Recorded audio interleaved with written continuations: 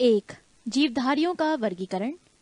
अरस्तु द्वारा समस्त जीवों को दो समूहों में विभाजित किया गया, जंतु समूह एवं वनस्पति समूह।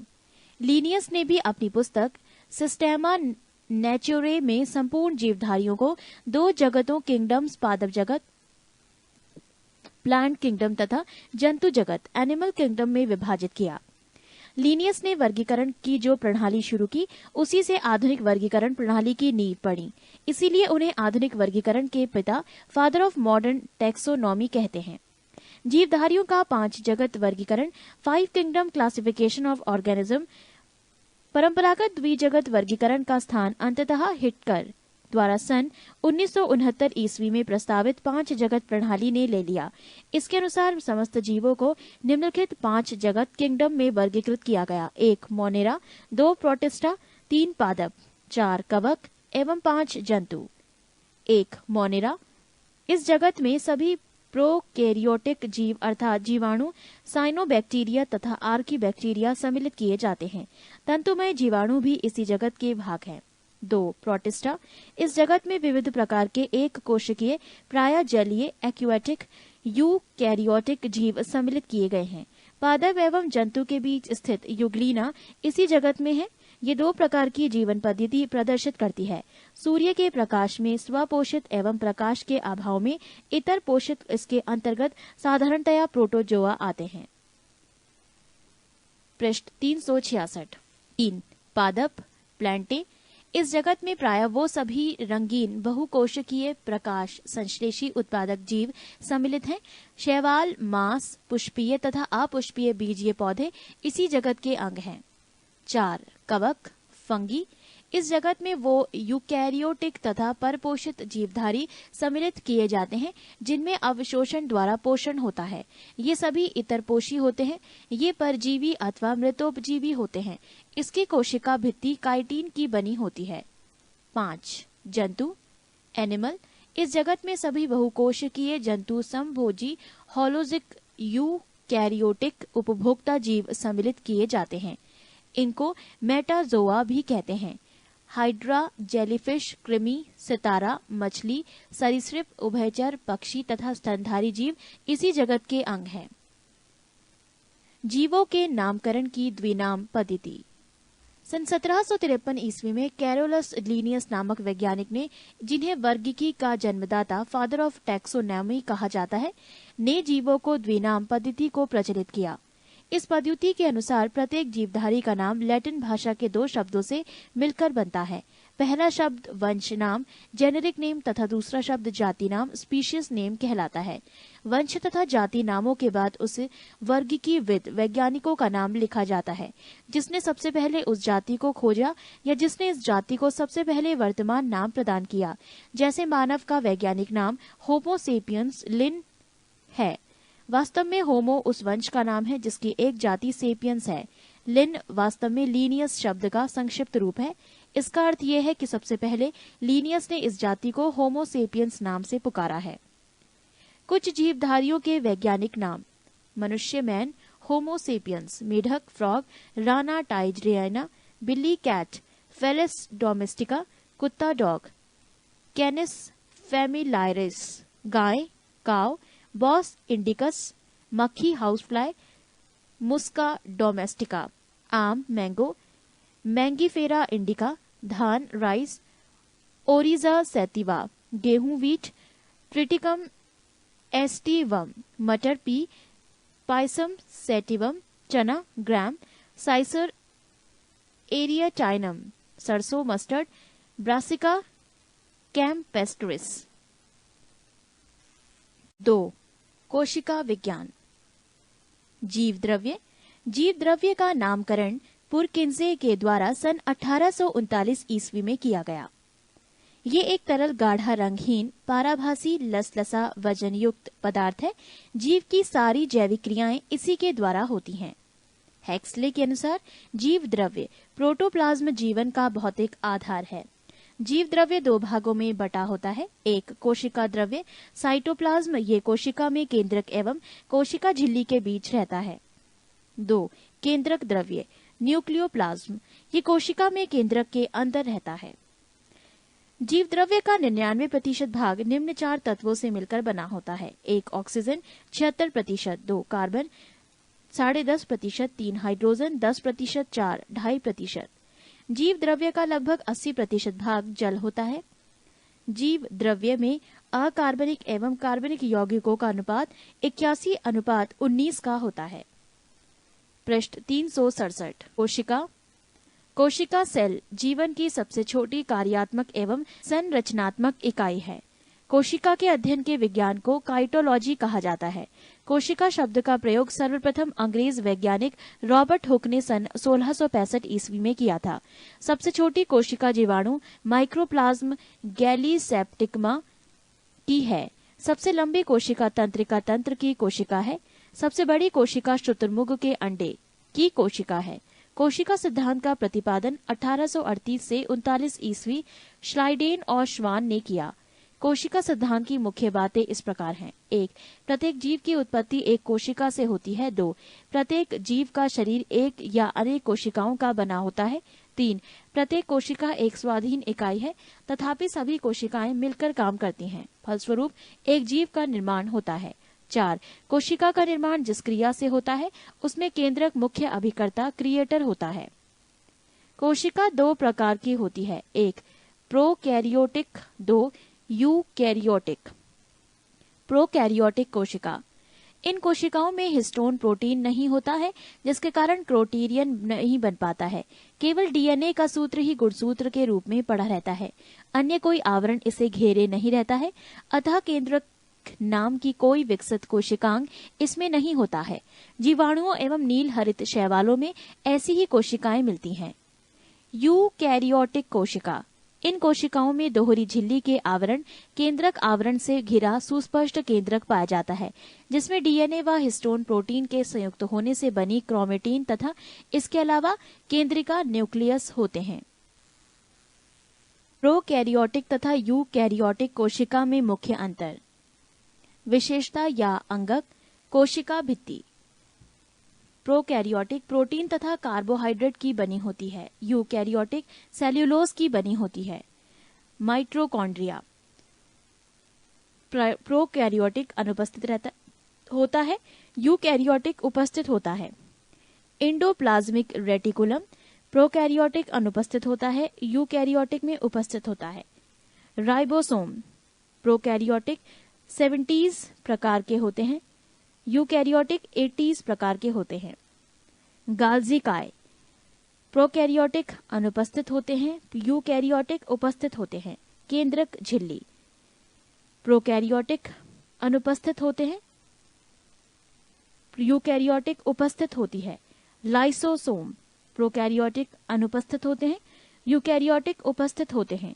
डीएनए प्रोकैरियोटिक एकल सूत्र के रूप में, यूकैरियोटिक पूर्ण विकसित एवं दोहरे सूत्र के रूप में। कशाभिका प्रोकैरियोटिक केवल एक तंतु होता है, यूकैरियोटिक कुल 11 तंतु होते हैं। केंद्रिका प्रोकैरियोटिक अनुपस्थित होती है, यूकैरियोटिक उपस्थित होता है। सेंट्रियोल प्रोकैरियोटिक अनुपस्थित होता है, यूकैरियोटिक उपस्थित होता है। श्वसन प्रोकैरियोटिक नहीं पाया जाता है, यूकैरियोटिक पाया जाता है। लिंग प्रजनन प्रोकैरियोटिक नहीं पाया जाता है, यूकैरियोटिक पाया जाता है। प्रकाश संश्लेषण प्रोकैरियोटिक थाइलैकाइड में होता है, यूकैरियोटिक क्लोरोप्लास्ट में होता है।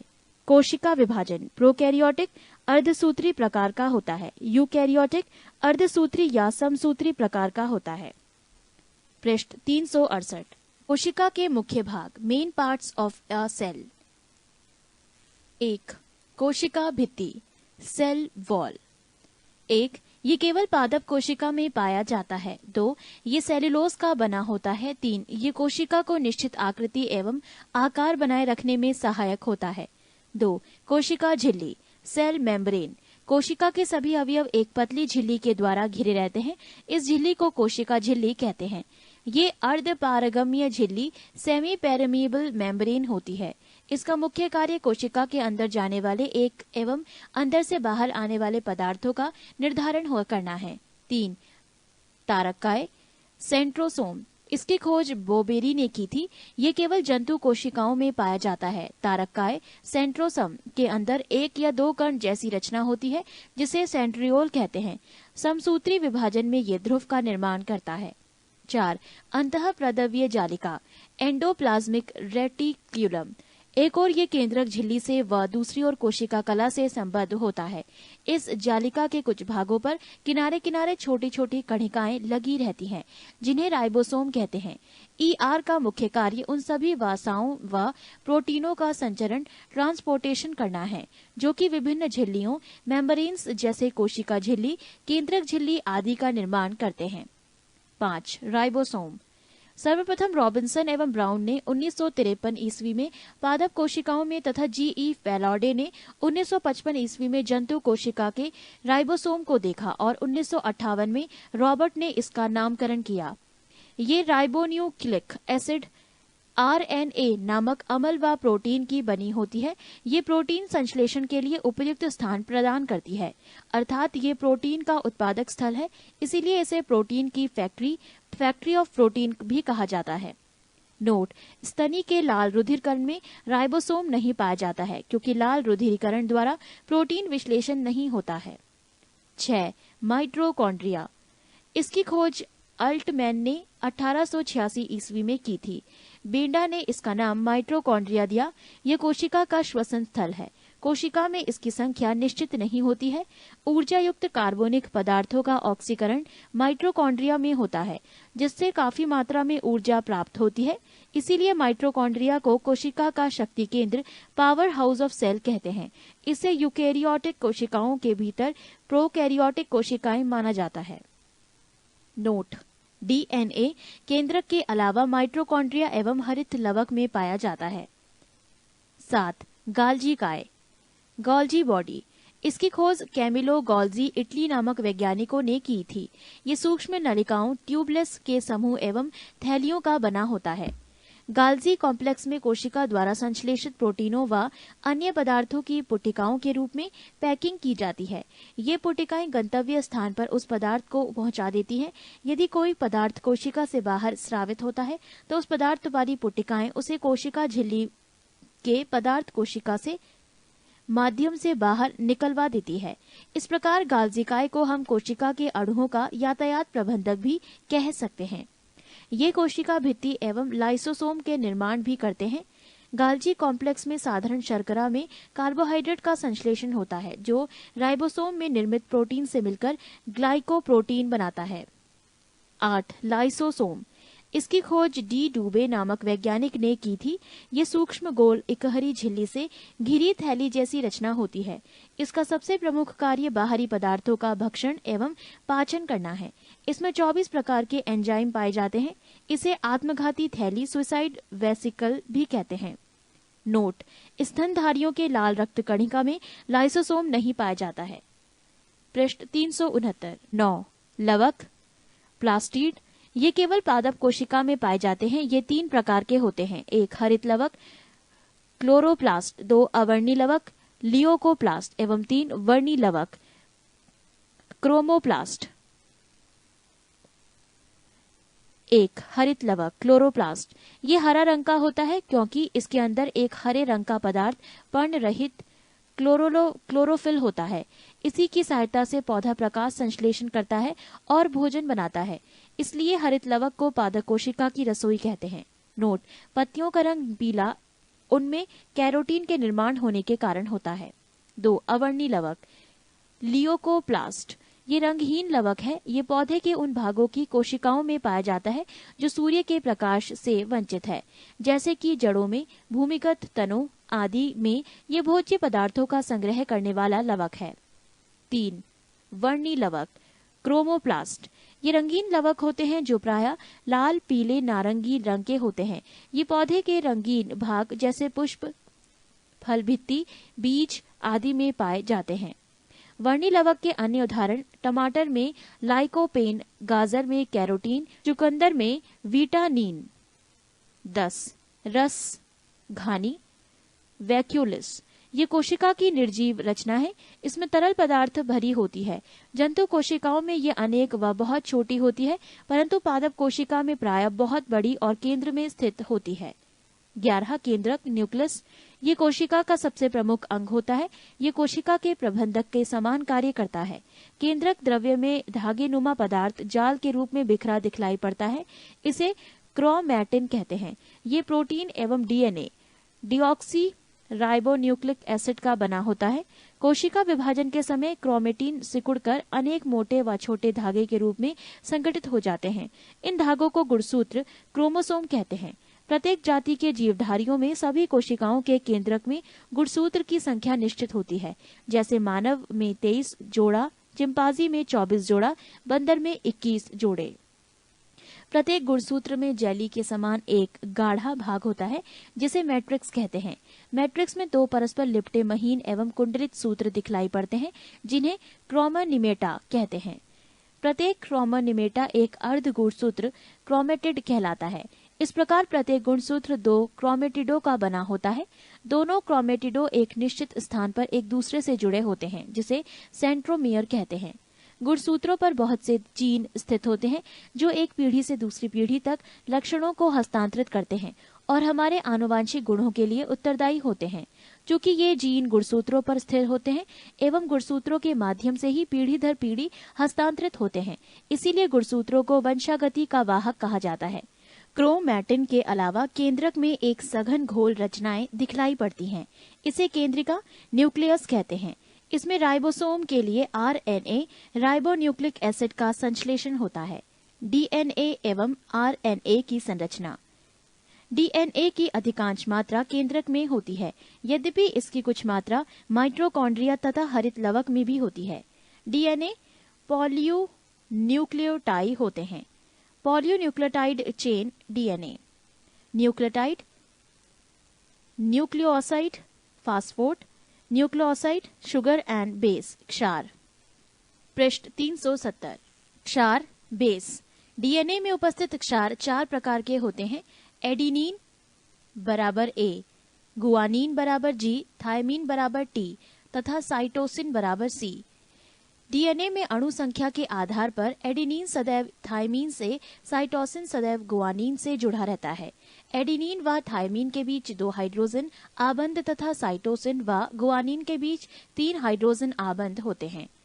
यानी A बराबर T, G यहाँ 3 डैश दिए गए हैं, यानी G3-C। सन 1953 ईस्वी में J.D. वॉटसन एवं क्रिक ने डीएनए की द्विकुंडलित संरचना मॉडल डबल हेलिक्स मॉडल प्रतिपादित किया। इस काम के लिए उन्हें सन 1962 ईस्वी में नोबेल पुरस्कार मिला। डीएनए का कार्य। ये सभी आनुवांशिकी क्रियाओं का संचालन करता है। जीन इसकी इकाई है। ये प्रोटीन संश्लेषण को नियंत्रित करता है। आरएनए का निर्माण, ट्रांसक्रिप्शन। डीएनए से ही आरएनए का संश्लेषण होता है। इस क्रिया में डीएनए की एक श्रृंखला पर आरएनए की न्यूक्लियोटाइड आकर जुड़ जाती है। इस प्रकार एक अस्थायी डीएनए या आरएनए संकर का निर्माण होता है। इसमें नाइट्रोजन बेस थायमिन के स्थान पर यूरेसिल होता है। कुछ समय बाद आरएनए की समजात श्रृंखला अलग हो जाती है। आरएनए 3 प्रकार के होते हैं। 1 R-RNA राइबोसोमल आरएनए, ये राइबोसोम पर लगे हो रहते हैं और प्रोटीन संश्लेषण में सहायता करते हैं। 2 tRNA ट्रांसफर आरएनए, ये प्रोटीन संश्लेषण में विभिन्न प्रकार के अमीनो अम्लों को राइबोसोम पर लाते हैं जहां पर प्रोटीन बनता है। नोट, प्रोटीन बनने की अंतिम क्रिया को ट्रांसलेशन कहते हैं। 3 mRNA मैसेंजर आरएनए, केंद्रक के बाहर विभिन्न आदेश लेकर अमीनो अम्लों को चुनने में मदद करता है। डीएनए एवं आरएनए में मुख्य अंतर। डीएनए इसमें डीऑक्साइराइबोज शर्करा होती है। आरएनए इसमें शर्करा राइबोज होती है।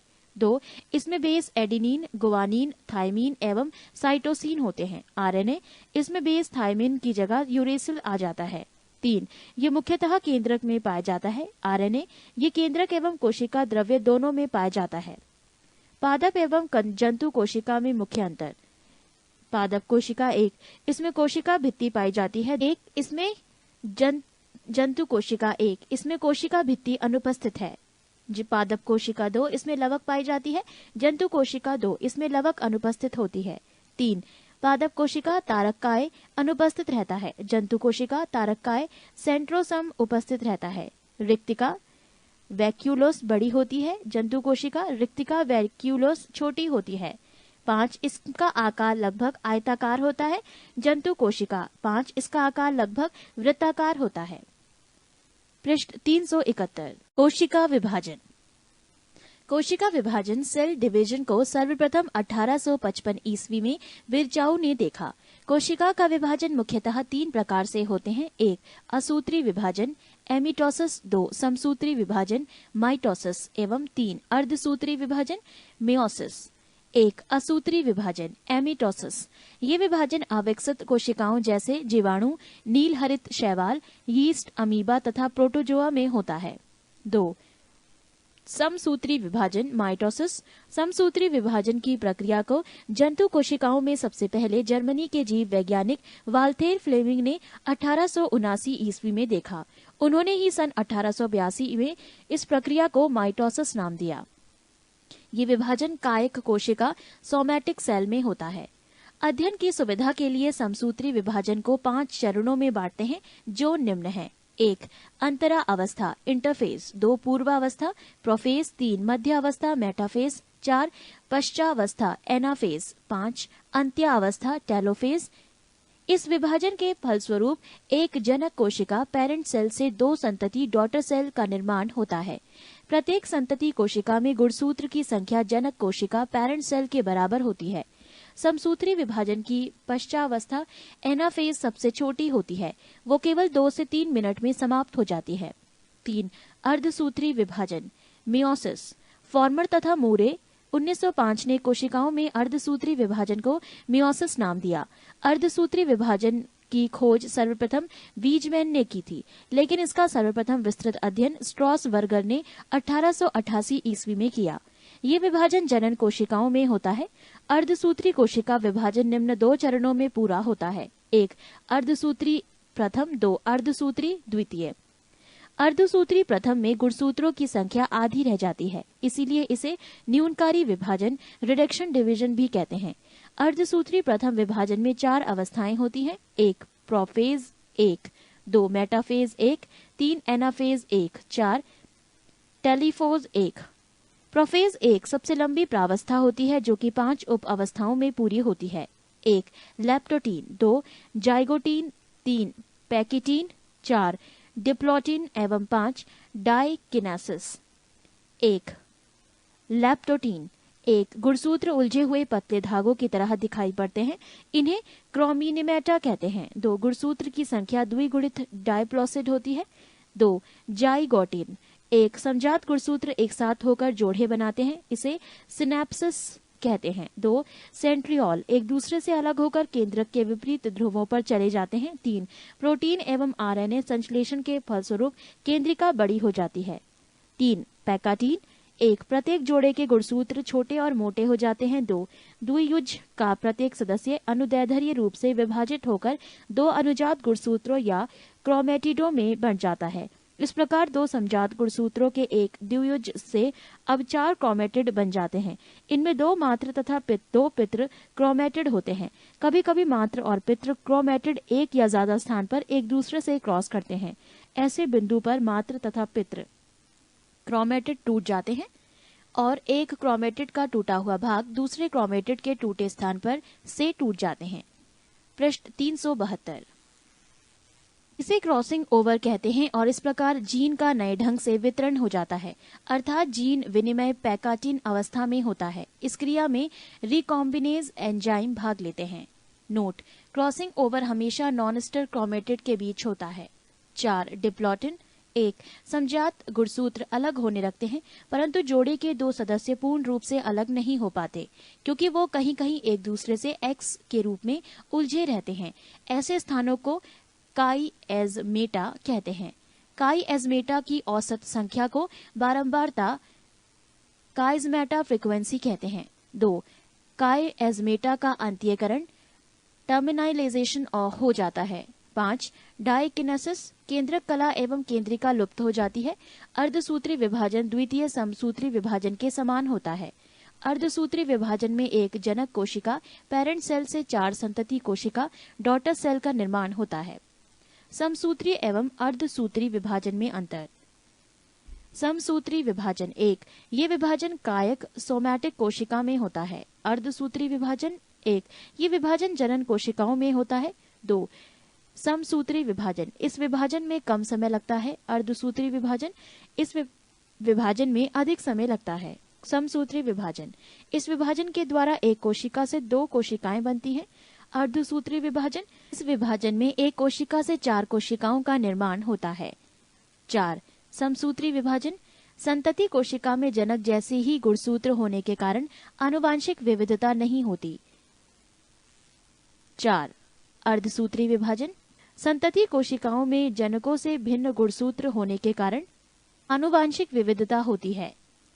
समसूत्री विभाजन 5, इसमें गुणसूत्रों के आनुवांशिक पदार्थों में आदान प्रदान क्रॉसिंग ओवर नहीं होता है। अर्धसूत्री विभाजन, इस विभाजन में गुणसूत्रों के बीच आनुवांशिक पदार्थों का आदान प्रदान होता है। समसूत्री विभाजन, इसकी प्रोफेज अवस्था छोटी होती है। अर्धसूत्री विभाजन, इसकी प्रोफेज अवस्था लंबी होती है। 3. आनुवांशिकी, वो लक्षण जो पीढ़ी दर पीढ़ी संचरित होते हैं आनुवांशिक लक्षण कहलाते हैं। आनुवांशिक लक्षणों के पीढ़ी दर पीढ़ी संचरण की विधियों और कारणों के अध्ययन को आनुवांशिकी जेनेटिक्स कहते हैं। आनुवांशिकता के बारे में सर्वप्रथम जानकारी ऑस्ट्रिया निवासी ग्रिगर जोहान मेंडल 1822 से 1884 ईस्वी ने दी। इसी कारण उन्हें आनुवांशिकता का पिता फादर ऑफ जेनेटिक्स कहा जाता है। डब्ल्यू वॉटसन ने 1905 ईस्वी में सर्वप्रथम जेनेटिक्स नाम का उपयोग किया। जोहानसन ने 1909 ईस्वी में सर्वप्रथम जीन शब्द का प्रयोग किया। फिनोटाइप, जीवधारी के जो लक्षण प्रत्यक्ष रूप से दिखाई पड़ते हैं उसे फिनोटाइप कहते हैं। जीनोटाइप, जीवधारी के आनुवांशिक संगठन को उसका जीनोटाइप कहते हैं, जो कि कारकों जीन का बना होता है। आनुवांशिकी संबंधी प्रयोग के लिए मेंडल ने मटर के पौधों का चुनाव किया था। मेंडल ने पहले एक जोड़ी विपरीत गुणों फिर 2 जोड़े विपरीत गुणों की वंशागति का अध्ययन किया, जिन्हें क्रमशः एक संकरीय तथा द्विसंकरीय क्रॉस कहते हैं। पृष्ठ 373। एक संकरीय क्रॉस, मोनोहाइब्रिड क्रॉस। मेंडल ने एक संकरीय क्रॉस के लिए लंबे टीटी एवं बोने स्मॉल टीटी पौधों के बीच क्रॉस कराया तो निम्न परिणाम प्राप्त हुए। इन परिणामों को एक चार्ट के द्वारा दर्शाया गया है। संबंधित चार्ट को समझने के लिए आप अपने मित्र की सहायता ले सकते हैं। द्विसंकरीय cross, dihybrid cross. Mendel ने द्विसंकरीय क्रॉस के लिए गोल तथा पीले बीज RRYY व हरे व झुरीदार बीज स्मॉल RRYY से उत्पन्न पौधों को क्रॉस कराया। इसमें गोल तथा पीला बीज प्रभावी होते हैं।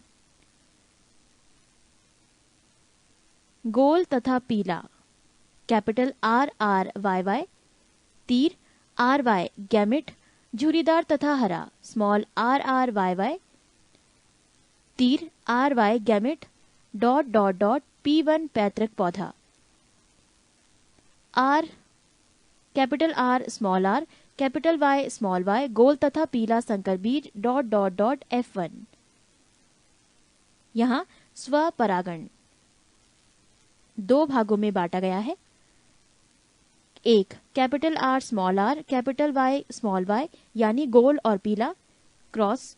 दूसरा capital R small r, capital Y small y, गोल और पीला। नर युग्मक से संबंधित यहाँ एक चार्ट दर्शाया गया है। इसे भी आप अपने मित्र की सहायता से संपर्क कर सकते हैं। पृष्ठ 374। अतः F2 पीढ़ी के पौधों का फिनोटाइप अनुपात 9:3:3:1 प्राप्त हुए तथा F2 पीढ़ी के पौधों का जीनोटाइप अनुपात 1:2:4:2:4:1:2:1 प्राप्त हुए। उपर्युक्त दोनों प्रकार के प्रयोगों के आधार पर मेंडल ने आनुवांशिकता संबंधी कुछ नियम दिए, जिन्हें मेंडल के आनुवांशिकता के नियम के नाम से जाना जाता है। इन नियमों में से पहला एवं दूसरा नियम एक संकरीय क्रॉस के आधार पर तथा तीसरा नियम द्विसंकरीय क्रॉस पर आधारित है। मेंडल के नियम। 1. प्रभाविकता का नियम, लॉ ऑफ डोमिनेंस। एक जोड़ा विपर्यायी गुणों वाले शुद्ध पिता या माता में संकरण करने से प्रथम पीढ़ी में प्रभावी गुण प्रकट होते हैं, जबकि अप्रभावी गुण छिप जाते हैं। प्रथम पीढ़ी में केवल प्रभावी गुण ही दिखाई देता है, लेकिन अप्रभावी गुण उपस्थित अवश्य रहता है। ये गुण दूसरी पीढ़ी में प्रकट होता है। 2. पृथक्करण का नियम, लॉ ऑफ सीग्रेगेशन। लक्षण कारकों जीनों के जोड़ों के दोनों कारक युग्म बनाते समय पृथक हो जाते हैं और इनमें से केवल एक कारक ही किसी एक युग्मक में पहुंचता है। इस नियम को युग्मकों की शुद्धता का नियम भी कहते हैं। 3. स्वतंत्र अपव्यूहन का नियम, लॉ ऑफ इंडिपेंडेंट असॉर्टमेंट। जब दो जोड़ी विपरीत लक्षणों वाले पौधों के बीच संकरण कराया जाता है तो दोनों लक्षणों का पृथक्करण स्वतंत्र रूप से होता है। एक लक्षण की वंशानुगति दूसरे को प्रभावित नहीं करती।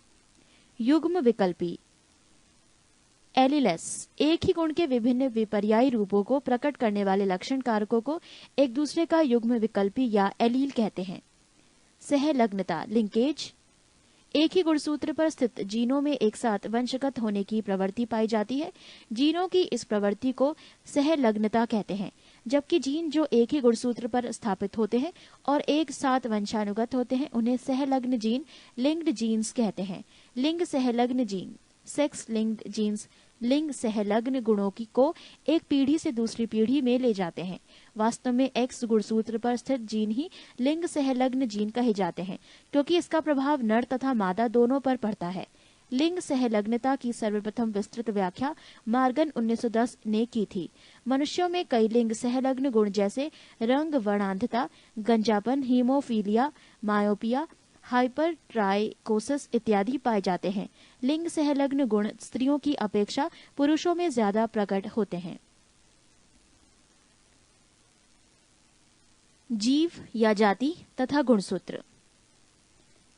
एस्केरिस 2, मच्छर 6, घरेलू मक्खी 12, मटर 14, प्याज 16, मक्का 20, टमाटर 24, मेंढक 26, नींबू 18 और 36, बिल्ली 38, चूहा 40, गेहूं 42, खरगोश 44, मनुष्य 46, आलू 48, चिंपैंजी 48, तंबाकू 48, घोड़ा 64, कुत्ता 78, कबूतर 80, टेरिडोकाइटस 1300 से 1600। गुणसूत्र।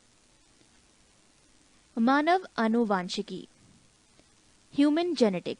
गुणसूत्र क्रोमोसोम्स का नामकरण डब्ल्यू वाल्डेयर ने 1888 ईस्वी में किया था। गुणसूत्रों में पाए जाने वाले आनुवांशिक पदार्थ को जीनोम कहते हैं। जीन इन्हीं गुणसूत्रों पर पाया जाता है।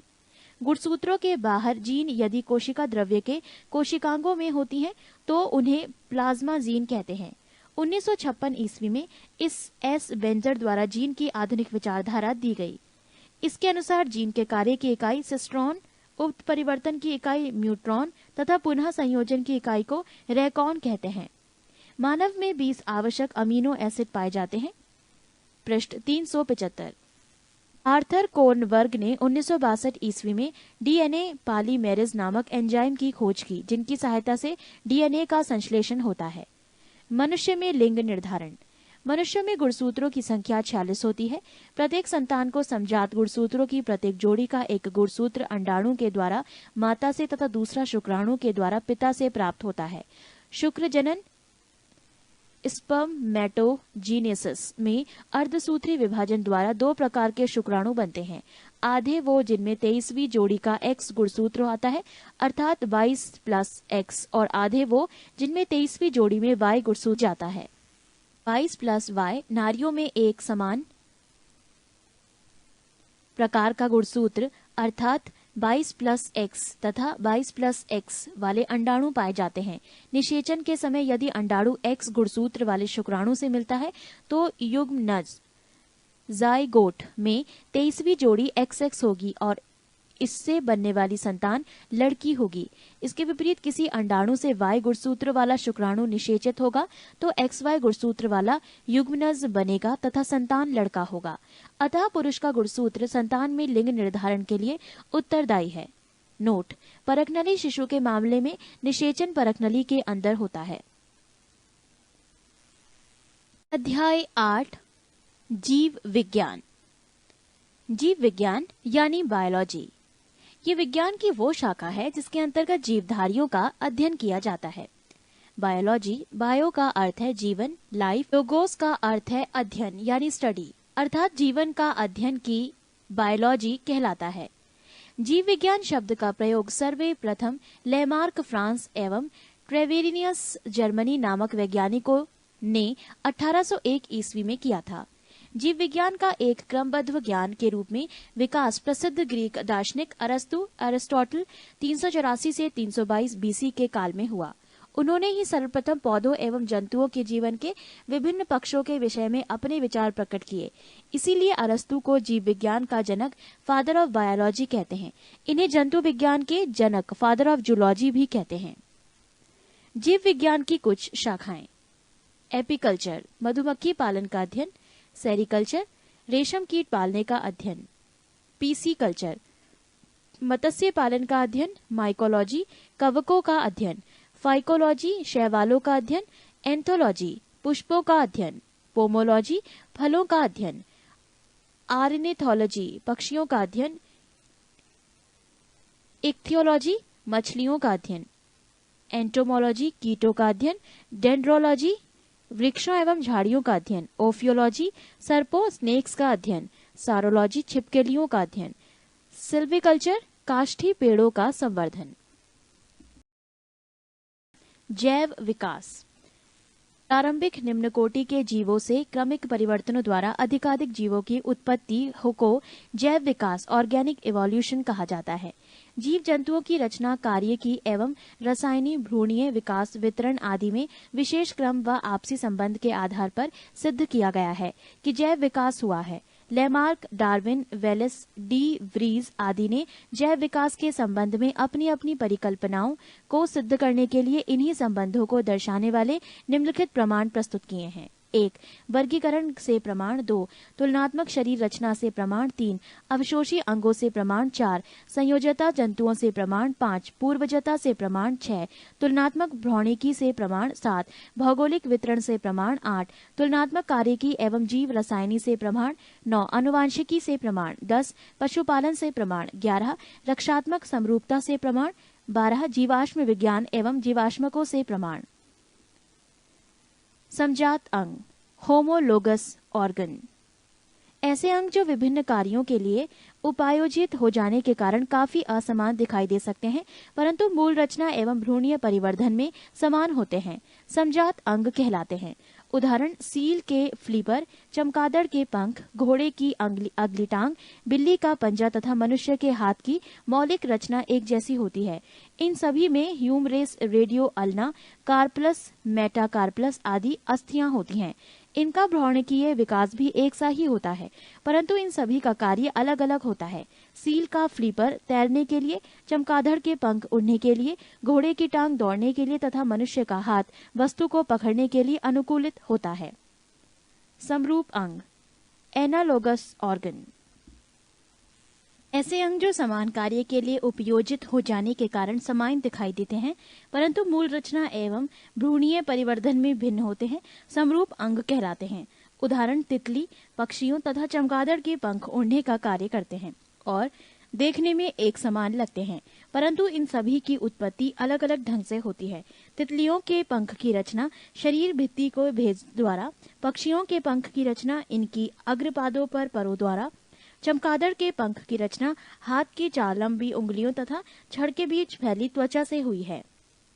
अवशेषी अंग, वेस्टिजाइल ऑर्गन, ऐसे अंग जो जीवों के पूर्वजों में पूर्ण विकसित होते हैं, परंतु वातावरणीय परिस्थितियों में बदलाव से इनका महत्व समाप्त हो जाने के कारण विकास क्रम में इनका क्रमिक लोप होने लगता है, अवशेषी अंग कहलाते हैं। पृष्ठ 376। उदाहरण: कर्ण, पल्लव, पायना, त्वचा के बाल, बमीफार्म, एपेंडिक्स आदि। नोट: मनुष्य में लगभग 100 अवशेषी अंग पाए जाते हैं। सर्वप्रथम प्रकाश संश्लेषी जीव साइनोबैक्टीरिया थे। पक्षियों का विकास सरीसृपों से हुआ है। जल स्थलचर जीवों का विकास मत्स्य वर्ग से हुआ है। स्तनी वर्ग के जंतुओं का विकास भी सरीसृपों से हुआ है। जीवाश्म, अनेक ऐसे प्राचीन कालीनों, जीवों एवं पादपों के अवशेष जो हमारी पृथ्वी पर विद्यमान थे परंतु बाद में समाप्त अर्थात विलुप्त हो गए, भूपटल की चट्टानों में परिलक्षित मिलते हैं, उन्हें जीवाश्म कहते हैं एवं इनके अध्ययन को जीवाश्म विज्ञान कहा जाता है। जैव विज्ञान के सिद्धांत। जैव विज्ञान के संबंध में अनेक सिद्धांत प्रतिपादित किए गए हैं, जिनमें लैमार्कवाद, डार्विनवाद एवं उत्परिवर्तनवाद प्रमुख हैं। 1. लैमार्कवाद, लैमार्किज्म। लैमार्क का सिद्धांत 1809 ईस्वी में उनकी पुस्तक फिलॉसफी जूलॉजिक में प्रकाशित हुआ। इस सिद्धांत के अनुसार जीवों एवं इनके अंगों में सतत बड़े होते रहने की प्राकृतिक प्रवृत्ति होती है। इन जीवों पर वातावरणीय परिवर्तन का सीधा प्रभाव पड़ता है। इसके कारण जीवों में विभिन्न अंगों का उपयोग घटता बढ़ता रहता है। अधिक उपयोग में आने वाले अंगों का विकास अधिक एवं कम उपयोग में आने वाले अंगों का विकास कम होने लगता है। इसे अंगों के कम या अधिक उपभोग का सिद्धांत भी कहते हैं। इस प्रकार से जीवों द्वारा उपार्जित लक्षणों की वंशगति होती है, जिसके फलस्वरूप नई नई जातियां बन जाती हैं। उदाहरण, जिराफ की गर्दन का लंबा होना। 2. डार्विनवाद, डार्विनिज्म। जैव विकास के संबंध में डार्विनवाद सर्वाधिक प्रसिद्ध है। डार्विन को पुरावशेष का महानतम अन्वेषक कहा जाता है। चार्ल्स डार्विन 1809 से 1882 ईस्वी ने 1831 ईस्वी में बीगल नामक विश्व सर्वेक्षण जहाज पर पूरे विश्व का भ्रमण किया। डार्विनवाद के अनुसार सभी जीवों में प्रचुर संतान उत्पत्ति की क्षमता होती है, अतः अधिक आबादी के कारण प्रत्येक जीवों को अपनी आवश्यकताओं की पूर्ति हेतु दूसरे जीवों से जीवन पर्यंत संघर्ष करना पड़ता है। ये संघर्ष सजातीय, अंतरजातीय तथा पर्यावरणीय होते हैं। दो सजातीय जीव आपस में बिल्कुल समान नहीं होते। ये विभिन्नताएं इन्हें इनके जनकों से वंशानुक्रम में मिलते हैं। कुछ विभिन्नताएं जीवन संघर्ष के लिए लाभदायक होती हैं, जबकि कुछ अन्य हानिकारक होती हैं।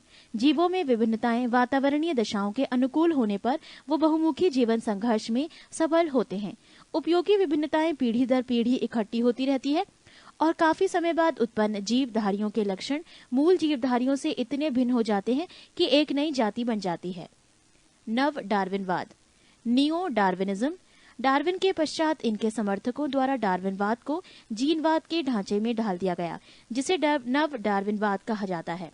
इसके अनुसार किसी जाति पर कई कारकों का एक साथ प्रभाव पड़ता है, जिससे इस जाति से नई जाति बन जाती है। ये कारक हैं: 1. विविधता, 2. उत्परिवर्तन, 3. प्रकृतिवरण, 4. जनन। इस प्रकार नव डार्विनवाद के अनुसार जीन में साधारण परिवर्तनों के परिणाम स्वरूप जीवों की नई जातियां बनती हैं, जिनमें जीन परिवर्तन के कारण भिन्नताएं बढ़ जाती हैं। 3. उत्परिवर्तनवाद। ये सिद्धांत वस्तुतः ह्यूगो डी व्राइज द्वारा प्रतिपादित किया गया है। इस सिद्धांत के 5 प्रमुख तथ्य निम्नवत हैं। 1. नई जीव जातियों की उत्पत्ति लक्षणों में छोटी छोटी एवं स्थिर विभिन्नताओं के प्राकृतिक चयन द्वारा पीढ़ी दर पीढ़ी संचय एवं क्रमिक विकास के फलस्वरूप नहीं होती है, बल्कि ये उत्परिवर्तनों के फलस्वरूप होती है। पृष्ठ 377। 2. इस प्रकार से उत्पन्न जाति का प्रथम सदस्य उत्परिवर्तक कहलाता है। ये उत्परिवर्तित लक्षण के लिए शुद्ध नस्ल का होता है। 3. उत्परिवर्तन अनिश्चित होते हैं। ये किसी एक अंग विशेष में अथवा अनेक अंगों में एक साथ उत्पन्न हो सकते हैं। 4. सभी जीव जातियों में उत्परिवर्तन की प्राकृतिक प्रवृत्ति होती है। 5. जाति के विभिन्न सदस्यों में उत्परिवर्तन भिन्न भिन्न हो सकते हैं। 6.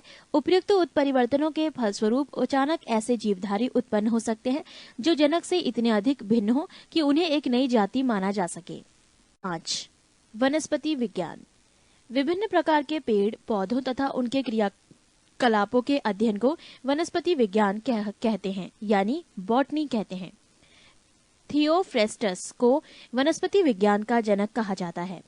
1. पादपों का वर्गीकरण। एक्लर ने 1883 ईस्वी में वनस्पति जगत का वर्गीकरण निम्न रूप से किया है।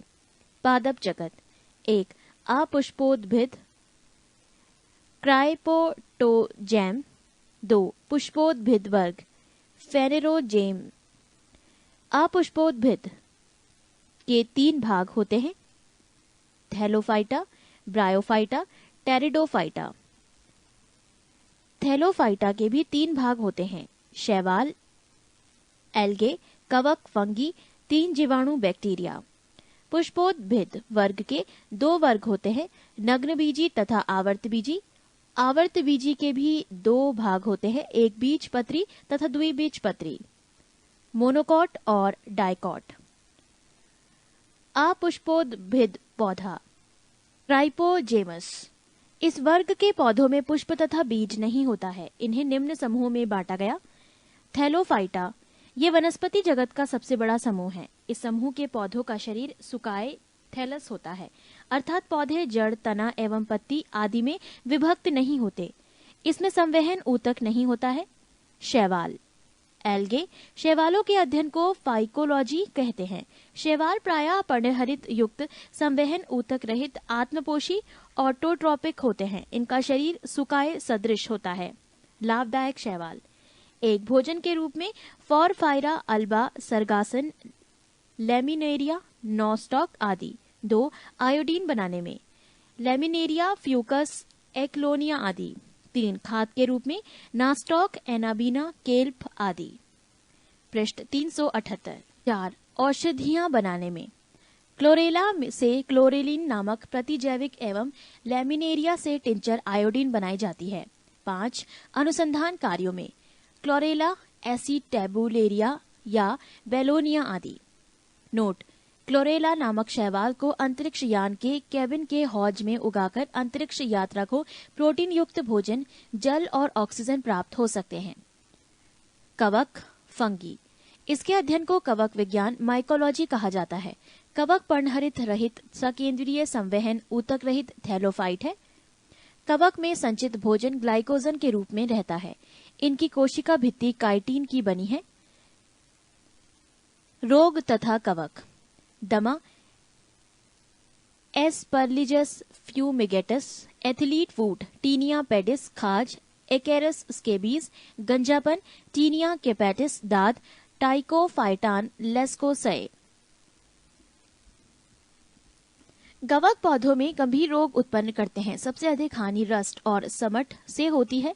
पौधों में कवक के द्वारा होने वाला प्रमुख रोग निम्न है: सरसों का सफेद rust, white rust of crucifer, गेहूं का ढीला smut, loose smut of wheat, गेहूं का किट्टू रोग, रस्ट ऑफ व्हीट, आलू की अंगमारी, ब्लाइट ऑफ पोटैटो, गन्ने की लाल अपक्षय, रेड रॉट ऑफ सुगरकेन, मूंगफली का टिक्का रोग, tikka disease of groundnut, आलू का मस्सा रोग, वॉट डिजीज ऑफ पोटैटो, धान की भूरी अर्ज चित्ती, brown leave spot of rice, आलू का पछेला अंगमारी, लेट ब्लाइट ऑफ पोटैटो, प्रांकुरों का डंपिंग रोग, डैम्पिंग्स ऑफ सेडलिंग्स। जीवाणु, इसकी खोज 1683 ईस्वी में हॉलैंड के एंटोनीवान ल्यूवेनहॉक ने की। जीवाणु विज्ञान का पिता ल्यूवेनहॉक को कहा गया है। एहरेन वर्ग ने सन 1829 ईस्वी में इन्हें जीवाणु नाम दिया। 1843 से 1910 ईस्वी में रॉबर्ट कोच ने कॉलेरा तथा तपेदिक के जीवाणुओं की खोज की तथा रोग का जन्म सिद्धांत बताया। 1812 से 1892 ईस्वी लुई पाश्चर ने रेबीज का टीका, दूध के पाश्चराइजेशन की खोज की। विषाणु, विषाणु की खोज रूस के वैज्ञानिक इवान विस्की ने 1892 ईस्वी में की। तंबाकू के मोज़ेक रोग पर खोज के समय इनकी प्रकृति सजीव और निर्जीव दोनों प्रकार की होती है। इसी कारण इन्हें सजीव और निर्जीव की कड़ी भी कहा जाता है। विषाणु के निर्जीव होने के लक्षण: 1. ये कोशा रूप में नहीं होते हैं। 2. इनको क्रिस्टल बनाकर निर्जीव पदार्थ की भांति बोतलों में भरकर वर्षों तक रखा जा सकता है। सजीव जैसे लक्षण: 1. इनके न्यूक्लिक अम्ल का द्विगुणन होता है। 2. किसी जीवित कोशिका में पहुंचते ही ये सक्रिय हो जाते हैं और एंजाइमों का संश्लेषण करने लगते हैं। परपोषी प्रकृति के अनुसार विषाणु 3 प्रकार के होते हैं। 1. पादप विषाणु, इसका न्यूक्लिक अम्ल में RNA होता है। 2. जंतु विषाणु, इनमें DNA या कभी-कभी RNA भी पाया जाता है। 3.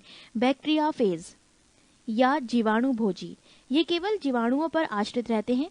ये जीवाणुओं को मार डालते हैं। इनमें DNA पाया जाता है, जैसे T2 फेज। नोट: जिस विषाणु में RNA आनुवांशिक पदार्थ होता है उसे रेट्रो विषाणु कहते हैं। पृष्ठ 379। आकृति के आधार पर जीवाणु कई प्रकार के होते हैं। 1.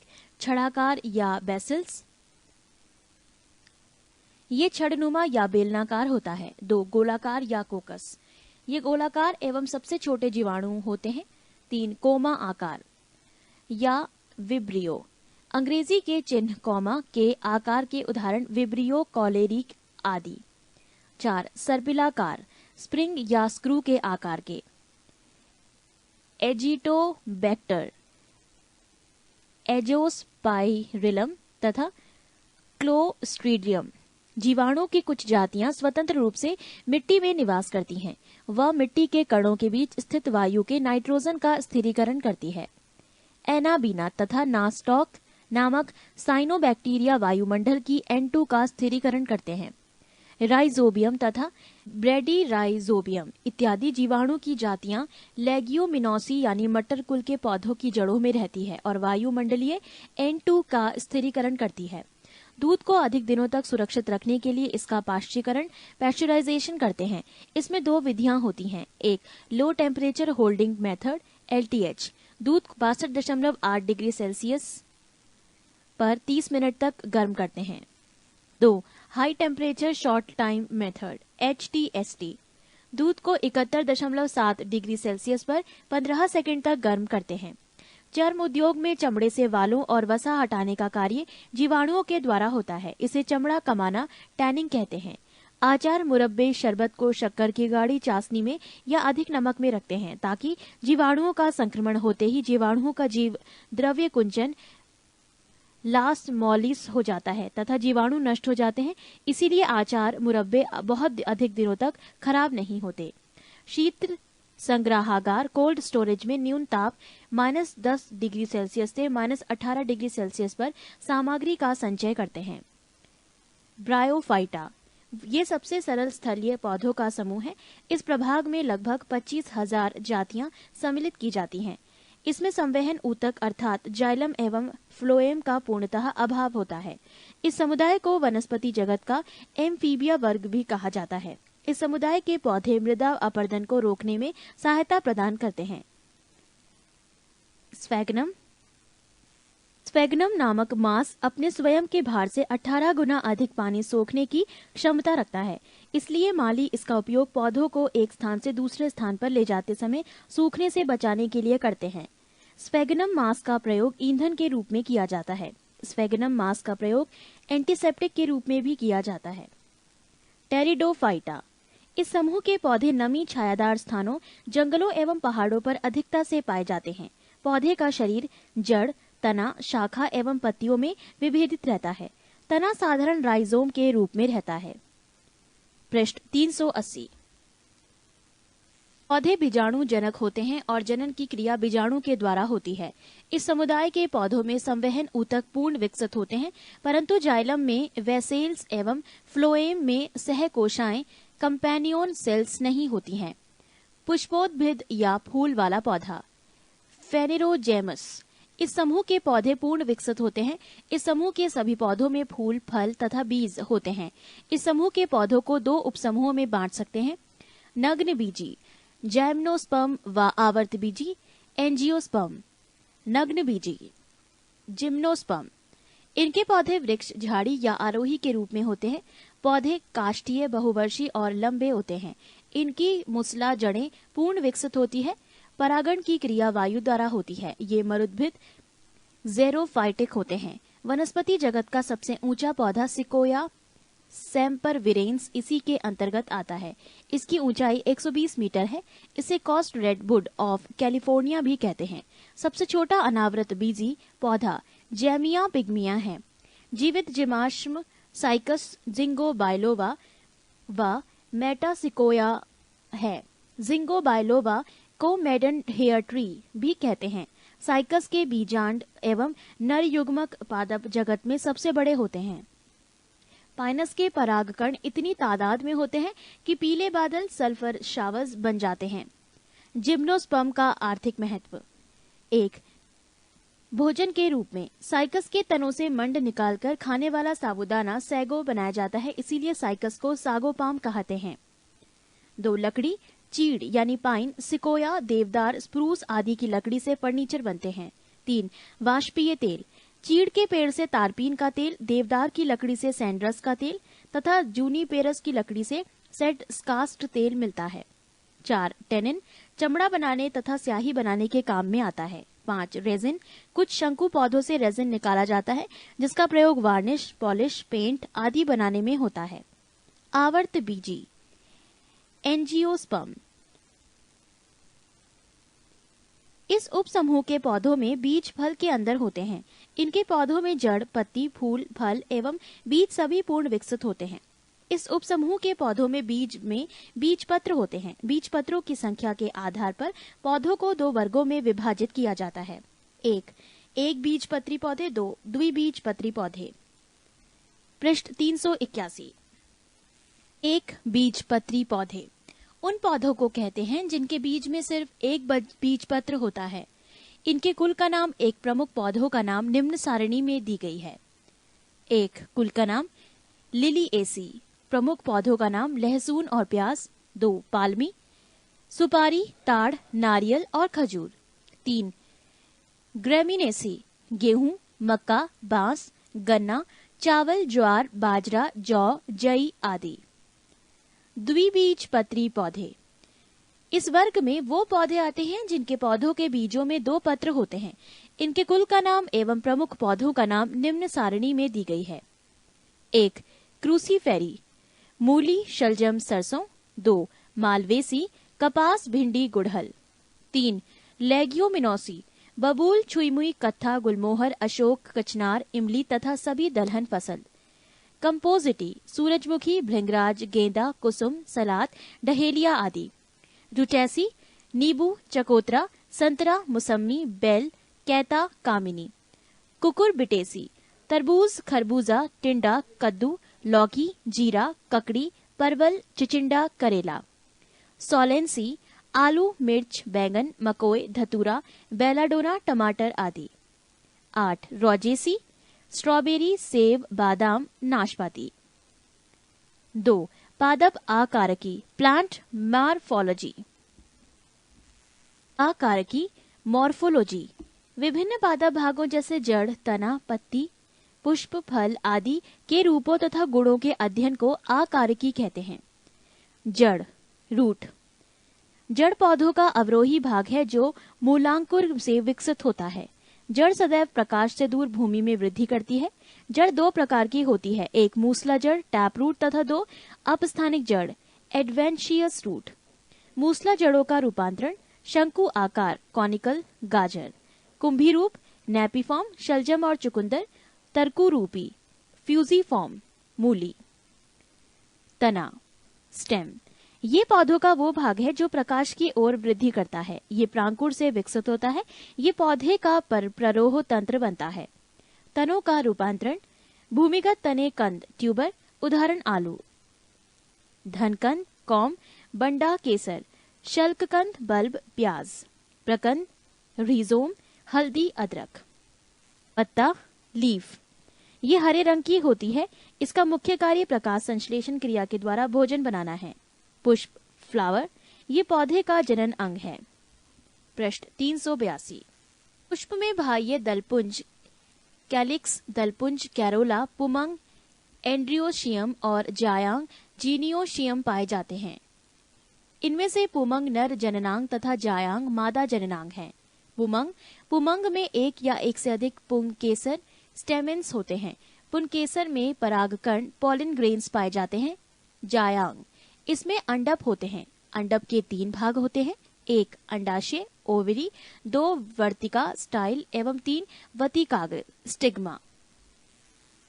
परागण, पॉलिनेशन, परागकोश एंथर से निकलकर अंडप के वृत्तिकाग्र पर पराग कणों के पहुंचने की क्रिया को परागण कहते हैं।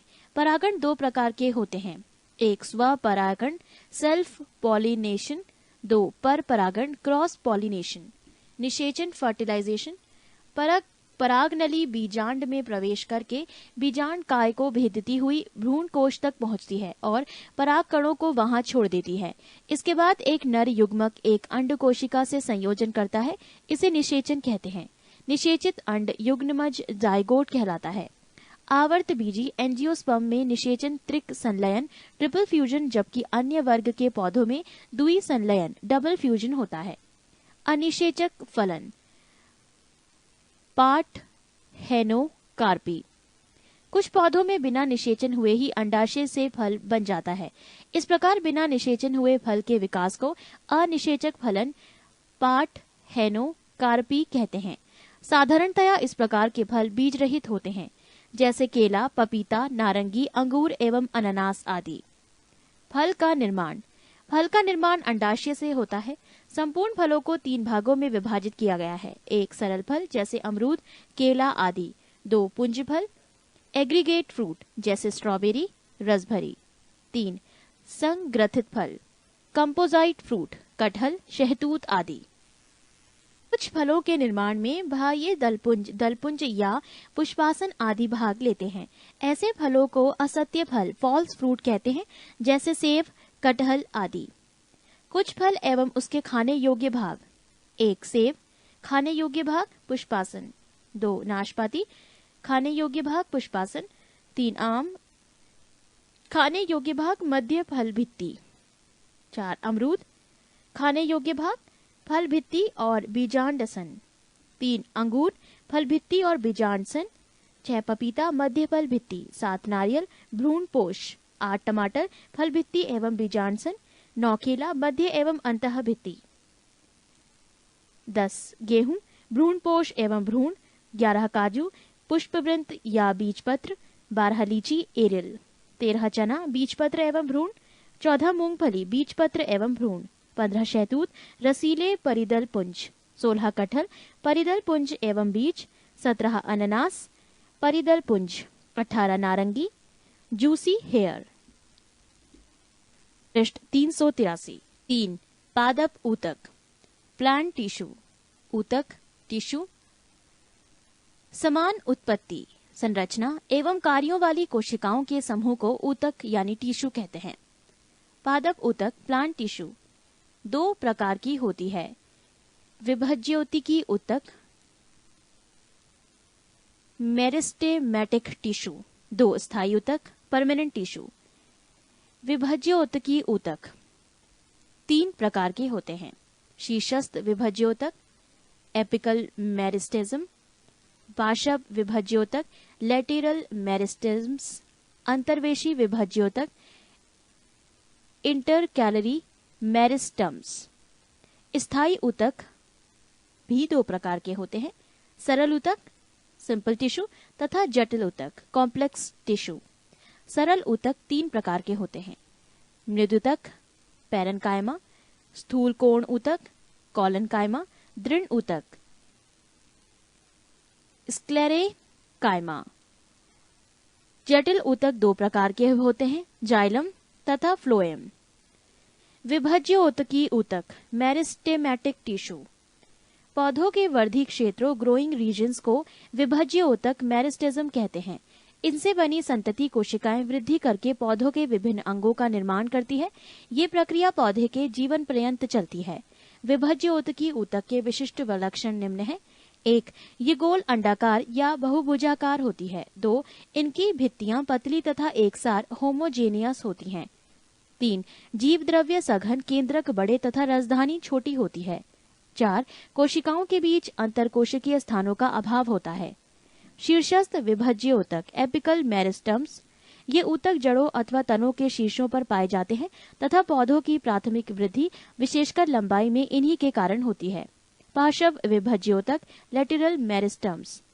इनमें विभाजन होने से जड़ तथा तने के घेरे गर्त में वृद्धि होती है, अर्थात इससे तना एवं जड़ की मोटाई में वृद्धि होती है। अंतर्वेशी विभज्योतक इंटरकैलरी मेरिस्टम्स। ये वास्तव में शीर्षस्थ विभज्योतक का अवशेष है जो बीच में स्थायी ऊतकों के आ जाने से अलग हो गए हैं। इनकी क्रियाशीलता से भी पौधा लंबाई में वृद्धि करता है। इसकी महत्ता जैसे वैसे पौधों के लिए है जिनका शीर्षाग्र को शाकाहारी जानवर खा जाते हैं। शीर्षाग्र खा लिए जाने पर ये पौधे अंतर्वेशी विभज्य ऊतक की सहायता से ही वृद्धि करते हैं, जैसे घास। स्थायी ऊतक परमानेंट टिश्यू। स्थायी ऊतक उन परिपक्व कोशिकाओं के बने होते हैं जो विभाजन की क्षमता खो चुकी है तथा विभिन्न कार्यों को करने के लिए विभेदित हो चुकी है। ये कोशिकाएं मृत अथवा जीवित हो सकती हैं। सरल ऊतक सिंपल टिश्यू। यदि स्थायी ऊतक एक ही प्रकार की कोशिकाओं के बने होते हैं तो इन्हें सरल ऊतक सिंपल टिश्यू कहते हैं। जटिल ऊतक कॉम्प्लेक्स टिश्यू। यदि स्थायी ऊतक एक से अधिक प्रकार की कोशिकाओं के बने होते हैं तो इन्हें जटिल ऊतक कहते हैं। पृष्ठ 384। जाइलम, इसे प्रायः काष्ठ वुड भी कह देते हैं। ये संवहनी ऊतक है। इसके दो मुख्य कार्य हैं। एक, जल एवं खनिज लवणों का संवहन एवं दो, यांत्रिक दृढ़ता प्रदान करना। पौधे की आयु की गणना जाइलम ऊतक के वार्षिक वलय को गिनकर ही की जाती है। पौधे की आयु के निर्धारण की ये विधि डेंड्रोक्रोनोलॉजी कहलाती है। फ्लोएम, ये भी एक संवहन ऊतक है। इसका मुख्य कार्य पत्तियों द्वारा बनाए गए भोजन को पौधे के अन्य भागों में पहुंचाना है। 4, प्रकाश संश्लेषण। पौधों में जल, प्रकाश, पर्णरहित तथा कार्बन डाइऑक्साइड की उपस्थिति में कार्बोहाइड्रेट के निर्माण को प्रकाश संश्लेषण कहते हैं। 6CO2 + 12H2O, प्रकाश क्लोरोफिल। C6H12O6, ग्लूकोज + 6H2O, जल + 6O2 यानी ऑक्सीजन। प्रकाश संश्लेषण के लिए आवश्यक है कार्बन डाइऑक्साइड, पानी, क्लोरोफिल और सूर्य का प्रकाश। स्थलीय पौधे वायुमंडल से कार्बन डाइऑक्साइड लेते हैं, जबकि जलीय पौधे जल में घुली हुई कार्बन डाइऑक्साइड लेते हैं। पत्ती की कोशिकाओं में जल शिरा से परासरण ऑसमोसिस द्वारा एवं CO2 वायुमंडल से विसरण डिफ्यूजन द्वारा जाता है। प्रकाश संश्लेषण के लिए आवश्यक जल पौधों की जड़ों के द्वारा अवशोषित किया जाता है एवं प्रकाश संश्लेषण के दौरान निकलने वाला ऑक्सीजन इसी जल के अपघटन से प्राप्त होता है। क्लोरोफिल पत्तियों में हरे रंग का वर्णक है। इसके 4 घटक हैं: chlorophyll A, chlorophyll B, carotene तथा जेंथोफिल। इनमें क्लोरोफिल A एवं B हरे रंग का होता है और ऊर्जा स्थानांतरित करता है। ये प्रकाश संश्लेषण का केंद्र होता है। क्लोरोफिल के केंद्र में मैग्नीशियम के एक परमाणु होते हैं। क्लोरोफिल प्रकाश में बैंगनी, नीला तथा लाल रंग का ग्रहण करता है। प्रकाश संश्लेषण की दर लाल रंग के प्रकाश में सबसे अधिक एवं बैंगनी रंग के प्रकाश में सबसे कम होती है। प्रकाश संश्लेषण की क्रिया एक उपचयन, ऑक्सीडेशन, अपचयन, रिडक्शन की अभिक्रिया है। इसमें जल का उपचयन ऑक्सीजन के बनने में तथा कार्बन डाइऑक्साइड का अपचयन ग्लूकोज के निर्माण में होता है। प्रकाश संश्लेषण क्रिया की 2 अवस्थाएं होती हैं। 1, प्रकाश रासायनिक क्रिया, फोटोकेमिकल रिएक्शन। 2, रासायनिक प्रकाशहीन क्रिया, डार्क केमिकल रिएक्शन। 1, प्रकाश रासायनिक क्रिया। ये क्रिया क्लोरोफिल के ग्रेना भाग में संपन्न होती है। इसे हिल क्रिया, हिल रिएक्शन भी कहते हैं। इस प्रक्रिया में जल का अपघटन होकर हाइड्रोजन आयन तथा इलेक्ट्रॉन बनता है। जल के अपघटन के लिए ऊर्जा प्रकाश से मिलती है। इस प्रक्रिया के अंत में ऊर्जा के रूप में ATP तथा NADPH निकलता है, जो रासायनिक प्रकाशहीन प्रतिक्रिया संचालित करने में मदद करता है। 2, रासायनिक प्रकाशहीन प्रतिक्रिया। ये क्रिया क्लोरोफिल के स्ट्रोमा में होती है। इस क्रिया में कार्बन डाइऑक्साइड का अपचयन होकर शर्करा स्टार्च बनता है। पृष्ठ 385। 5, पादप हार्मोन, प्लांट हार्मोन्स। पौधों में निम्न प्रकार के हार्मोन्स पाए जाते हैं। 1, ऑक्सिन्स। ऑक्सिन्स की खोज सन 1880 ईस्वी में डार्विन ने की थी। ये पौधे की वृद्धि को नियंत्रित करने वाला हार्मोन है। इसका निर्माण पौधे के ऊपरी हिस्सों में होता है। इसके प्रमुख कार्य: 1, इसका कारण पौधों में शीर्ष की प्रमुखता हो जाती है और पार्श्वीय कक्षीय कलिकाओं की वृद्धि रुक जाती है। 2, ये पत्तियों का विलगन रोकता है। 3, ये खरपतवार को नष्ट कर देता है। 4, इसके द्वारा अनिषेचक फल प्राप्त किए जाते हैं। 5, ये फसलों को गिरने से बचाता है। 2, जिबरेलिन्स। इसकी खोज जापानी वैज्ञानिक कुरोसावा ने 1926 ईस्वी में की। ये बौने पौधे को लंबा कर देता है। ये फूल बनने में मदद करता है। ये बीजों की प्रसुप्ति भंग कर उनको अंकुरित होने के लिए प्रेरित करते हैं। ये काष्ठीय पौधों में एघा, कैम्बियम की सक्रियता को बढ़ाते हैं। इसके छिड़काव द्वारा बृहत आकार के फल तथा फूलों का उत्पादन किया जा सकता है। 3, साइटोकाइनिन। इसकी खोज मिलर ने 1955 ईस्वी में की थी, परंतु इसका नामकरण लिथाम ने किया। ये प्राकृतिक रूप से ऑक्सीजन के साथ मिलकर काम करते हैं। यह ऑक्सीजन की उपस्थिति में कोशिका विभाजन और विकास में मदद करता है। ये जीर्णता को रोकता है। ये आरएनए एवं प्रोटीन बनाने में सहायक है। 4. एबसिलिक एसिड। इस हार्मोन की खोज पहले 1961 से 65 ईस्वी में कांस एवं एडिकोट तथा बाद में वियरिंग ने की। ये वृद्धि रोधक हार्मोन है। ये बीजों का सुषुप्ता अवस्था में रखता है। ये पत्तियों के विलंघन में मुख्य भूमिका निभाता है। ये पुष्पन में बाधक होता है। 5. एथिलीन। ये एकमात्र ऐसा हार्मोन है जो गैसीय रूप में पाया जाता है। हार्मोन के रूप में इसे बर्ग ने 1962 ईस्वी में प्रमाणित किया। ये फलों को पकाने में सहायता करता है। ये मादा पुष्पों की संख्या में वृद्धि करता है। ये पत्तियों, पुष्पों एवं फलों के विलगन को प्रेरित करता है। 6. फ्लोरीजेंस। ये पत्ती में बनते हैं लेकिन फूलों के खिलने में मदद करते हैं, इसीलिए इन्हें फूल खिलाने वाला हार्मोन फ्लावरिंग हार्मोन्स भी कहते हैं। 7. ट्राउमेटिन। ये एक प्रकार का डाई कार्बोक्सिलिक अम्ल एसिड है। इसका निर्माण घायल कोशिका में होता है जिससे पौधों के जख्म भर जाते हैं। पृष्ठ 386। 6. पादप रोग प्लांट डिजीज। एक विषाणुजनित रोग वायरल डिजीज। एक तंबाकू का मोज़ेक रोग। इस रोग में पत्तियां सिकुड़ जाती हैं तथा छोटी हो जाती हैं। पत्तियों का क्लोरोफिल नष्ट हो जाता है। इस रोग का कारक टोबैको मोज़ेक वायरस TMV है। नियंत्रण: रोग से प्रभावित पौधों को इकट्ठा कर जला देना चाहिए। 2. Potato mosaic. ये रोग पोटैटो वायरस X से होता है। इसमें पत्तियों में चितकबरापन तथा बौनापन के लक्षण प्रदर्शित होते हैं। 3. बंकी टॉफ ऑफ बनाना। ये रोग बनाना वायरस 1 द्वारा होता है। इस रोग में पौधे बौने तथा सभी पत्तियां शिखा पर गुलाबवत एकत्रित हो जाती हैं। 4. रंग परिवर्तन। हरिमाहीनता एक विषाणुजनित रोग है। इस रोग में पूरी पत्ती का रंग पीला, सफेद या मोज़ेक पैटर्न का हो जाता है। वेन क्लियरिंग में शिराएं पीली व अन्य भाग हरे तथा वेन बैंडिंग में शिराएं हरी व अन्य भाग में हरी माहीनता होती है। 2. जीवाणुजनित रोग बैक्टीरियल डिजीज। एक आलू का शैथिल रोग विल्ट डिजीज ऑफ पोटैटो। इसको रिंग रोग के नाम से भी जानते हैं क्योंकि जाइलम पर भूरा रिंग बन जाता है। इस रोग का कारक स्यूडोमोनास सोलेनोसियरस नामक जीवाणु है। इस रोग में पौधे का संवहन तंत्र प्रभावित होता है। 2. Black arm of cotton. इस रोग का कारक जैंथोमोनास नामक जीवाणु है। इस रोग में पत्ती पर छोटी सी जलाद्र संरचना भूरा रंग हो जाती है। 3. धान का अंगमारी रोग बैक्टीरियल ब्लाइट ऑफ राइस। ये रोग जैंथोमोनास ओराइजी नामक जीवाणु से होता है।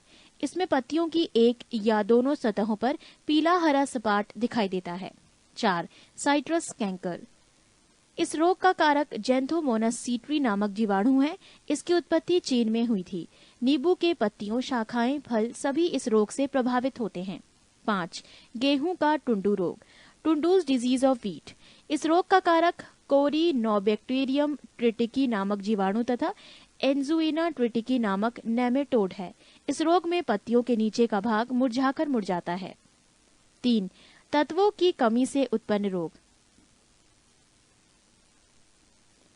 पौधों में तत्वों की कमी से उत्पन्न रोग। आम एवं बैंगन में लिटिल लीफ किस तत्व की कमी से? जस्ता। रोग या लक्षण: लीची में पत्ती जलना। किस तत्व की कमी से? पोटेशियम। नींबू में डाइबैक किस तत्व की कमी से? तांबा। नींबू में लिटिल लीफ किस तत्व की कमी से? तांबा। फूल गोभी में ब्राउनिंग किस तत्व की कमी से? नाइट्रोजन। मटर में मार्श रोग किस तत्व की कमी से? मैग्नीज। आलू का ब्लैक हट रोग किस तत्व की कमी से? भंडारण में O2 की कमी। धान में खैरा रोग किस तत्व की कमी से? जस्ता। आंवले में निक्रोसिस किस तत्व की कमी से? बोरीन। शलजम में वाटरकोर किस तत्व की कमी से? मैंगनीज। फूल गोभी में ब्राउनिंग बोरोन। गाजर में कोटर स्पॉट कैल्शियम। मक्का में व्हाइट बर्ड जस्ता। चुकंदर में हट रॉट किस तत्व की कमी से? बोरोन। पृष्ठ 387। वनस्पति शास्त्र से संबंधित कुछ महत्वपूर्ण तथ्य। तथ्य और उदाहरण एवं विवरण। सबसे बड़ा आवर्तबीजी वृक्ष यूकेलिप्टस। संसार में सबसे लंबा वृक्ष सिकोया। ये एक नग्न बीजी है। इसकी ऊंचाई 120 मीटर है। इसे coast redwood of California भी कहते हैं। सबसे छोटा आकार में आवर्तबीजी पौधा लेमना। ये जलीय आवर्तबीजी है जो भारत में भी पाया जाता है। सबसे बड़ी पत्ती वाला पौधा विक्टोरिया लीजिया। ये भारत में बंगाल में पाया जाने वाला जलीय पादप है। सबसे बड़ा फल लॉडोसिया। इसे डबल कोकोनट भी कहते हैं। ये केरल में पाया जाता है। सबसे छोटा टेरिडोफ्राइटा एजोला। ये एक जलीय पादप है। सबसे छोटे बीज आर्किड। सबसे छोटा पुष्प वुल्फिया। इसका व्यास 0.1 मिलीमीटर का होता है। सबसे बड़ा पुष्प रेफलेशिया ऑर्नोलाइट। व्यास 1 मीटर तथा भार लगभग 8 किलोग्राम हो सकता है। ये व्हाइटिश की जड़ पर परजीवी है। सबसे छोटा आवर्तबीजी आरसीथोबियम। ये एक द्विबीजपत्री है जो नग्न बीजियों के तने पर पूर्ण परजीवी है। सबसे बड़ा नरयुग्म साइकस। ये एक नग्न बीजी पादप है।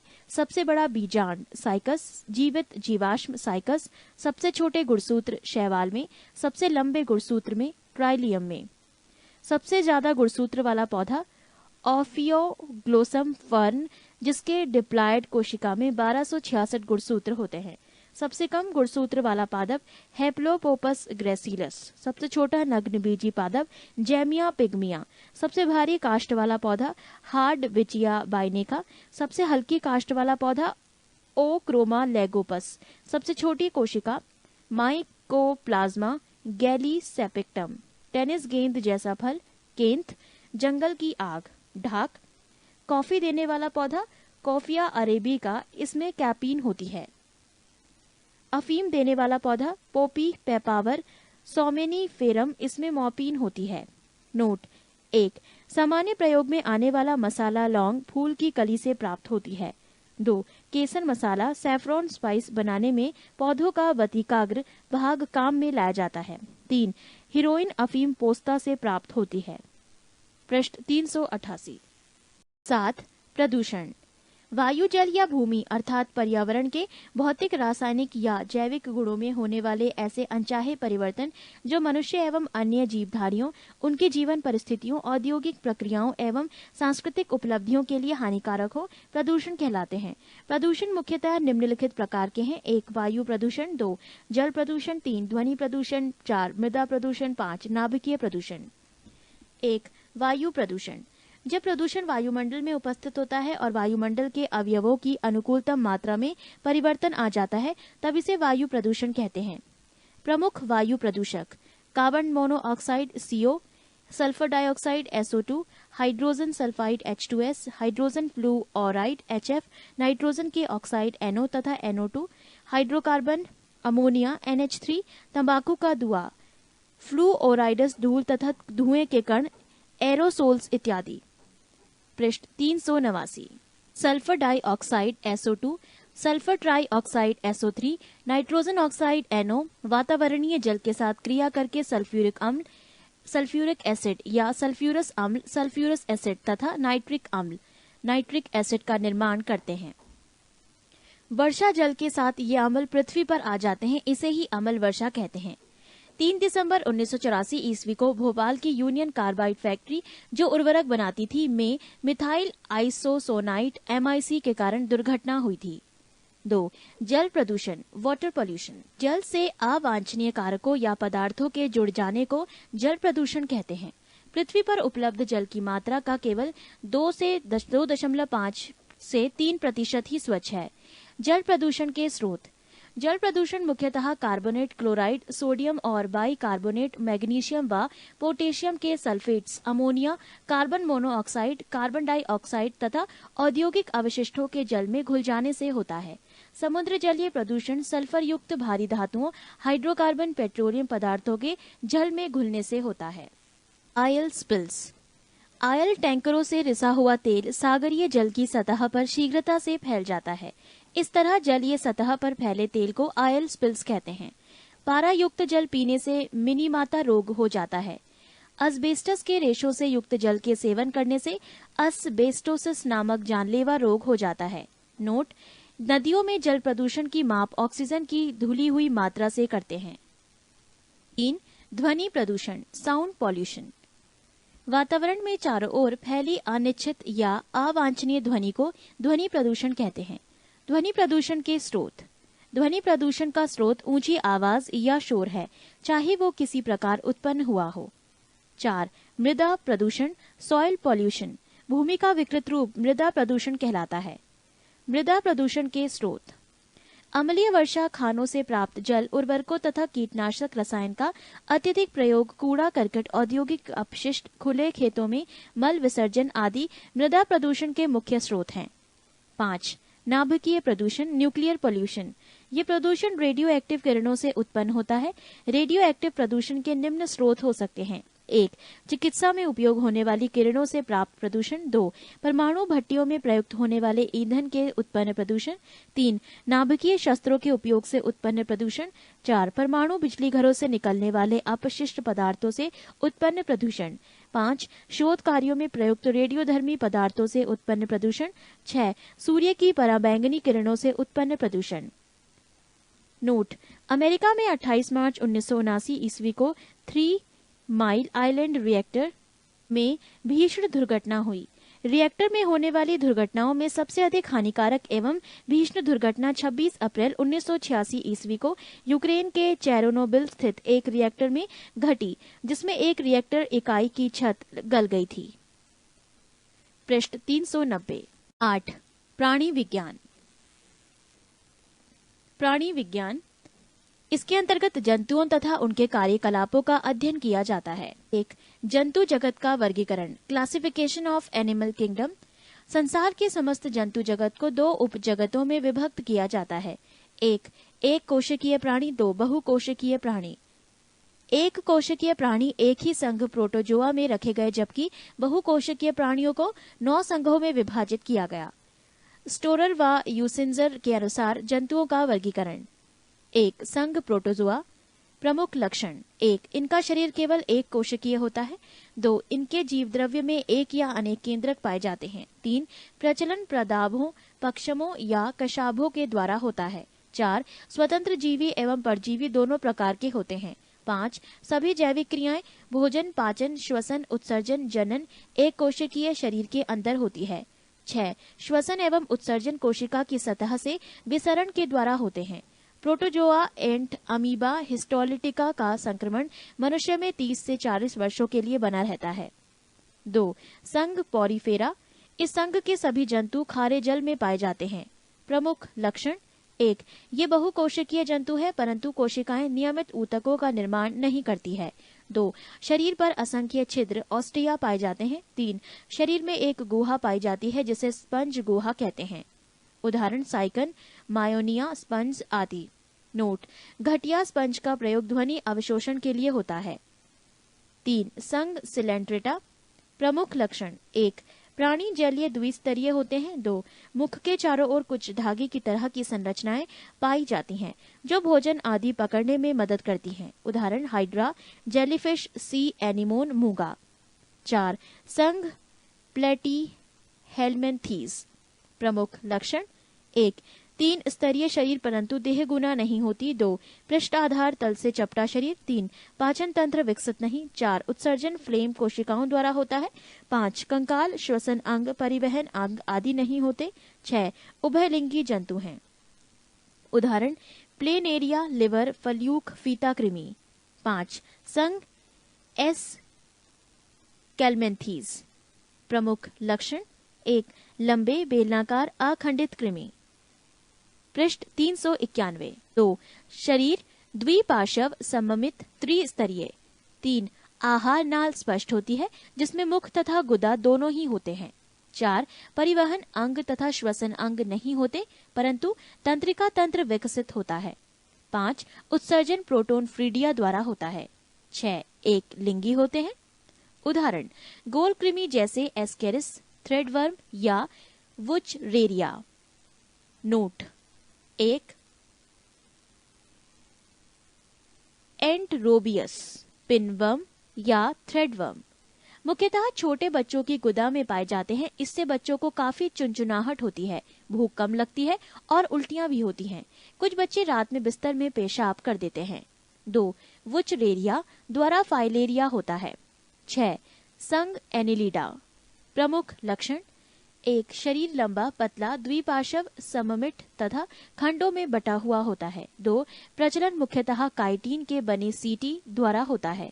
3. आहार नाल पूर्णतः विकसित होता है। 4. श्वसन प्रायः त्वचा के द्वारा, कुछ जंतुओं में क्लोम के द्वारा होता है। 5. रुधिर लाल होता है एवं तंत्रिका तंत्र साधारण होता है। 6. उत्सर्जी अंग वृक्क के रूप में होते हैं। 7.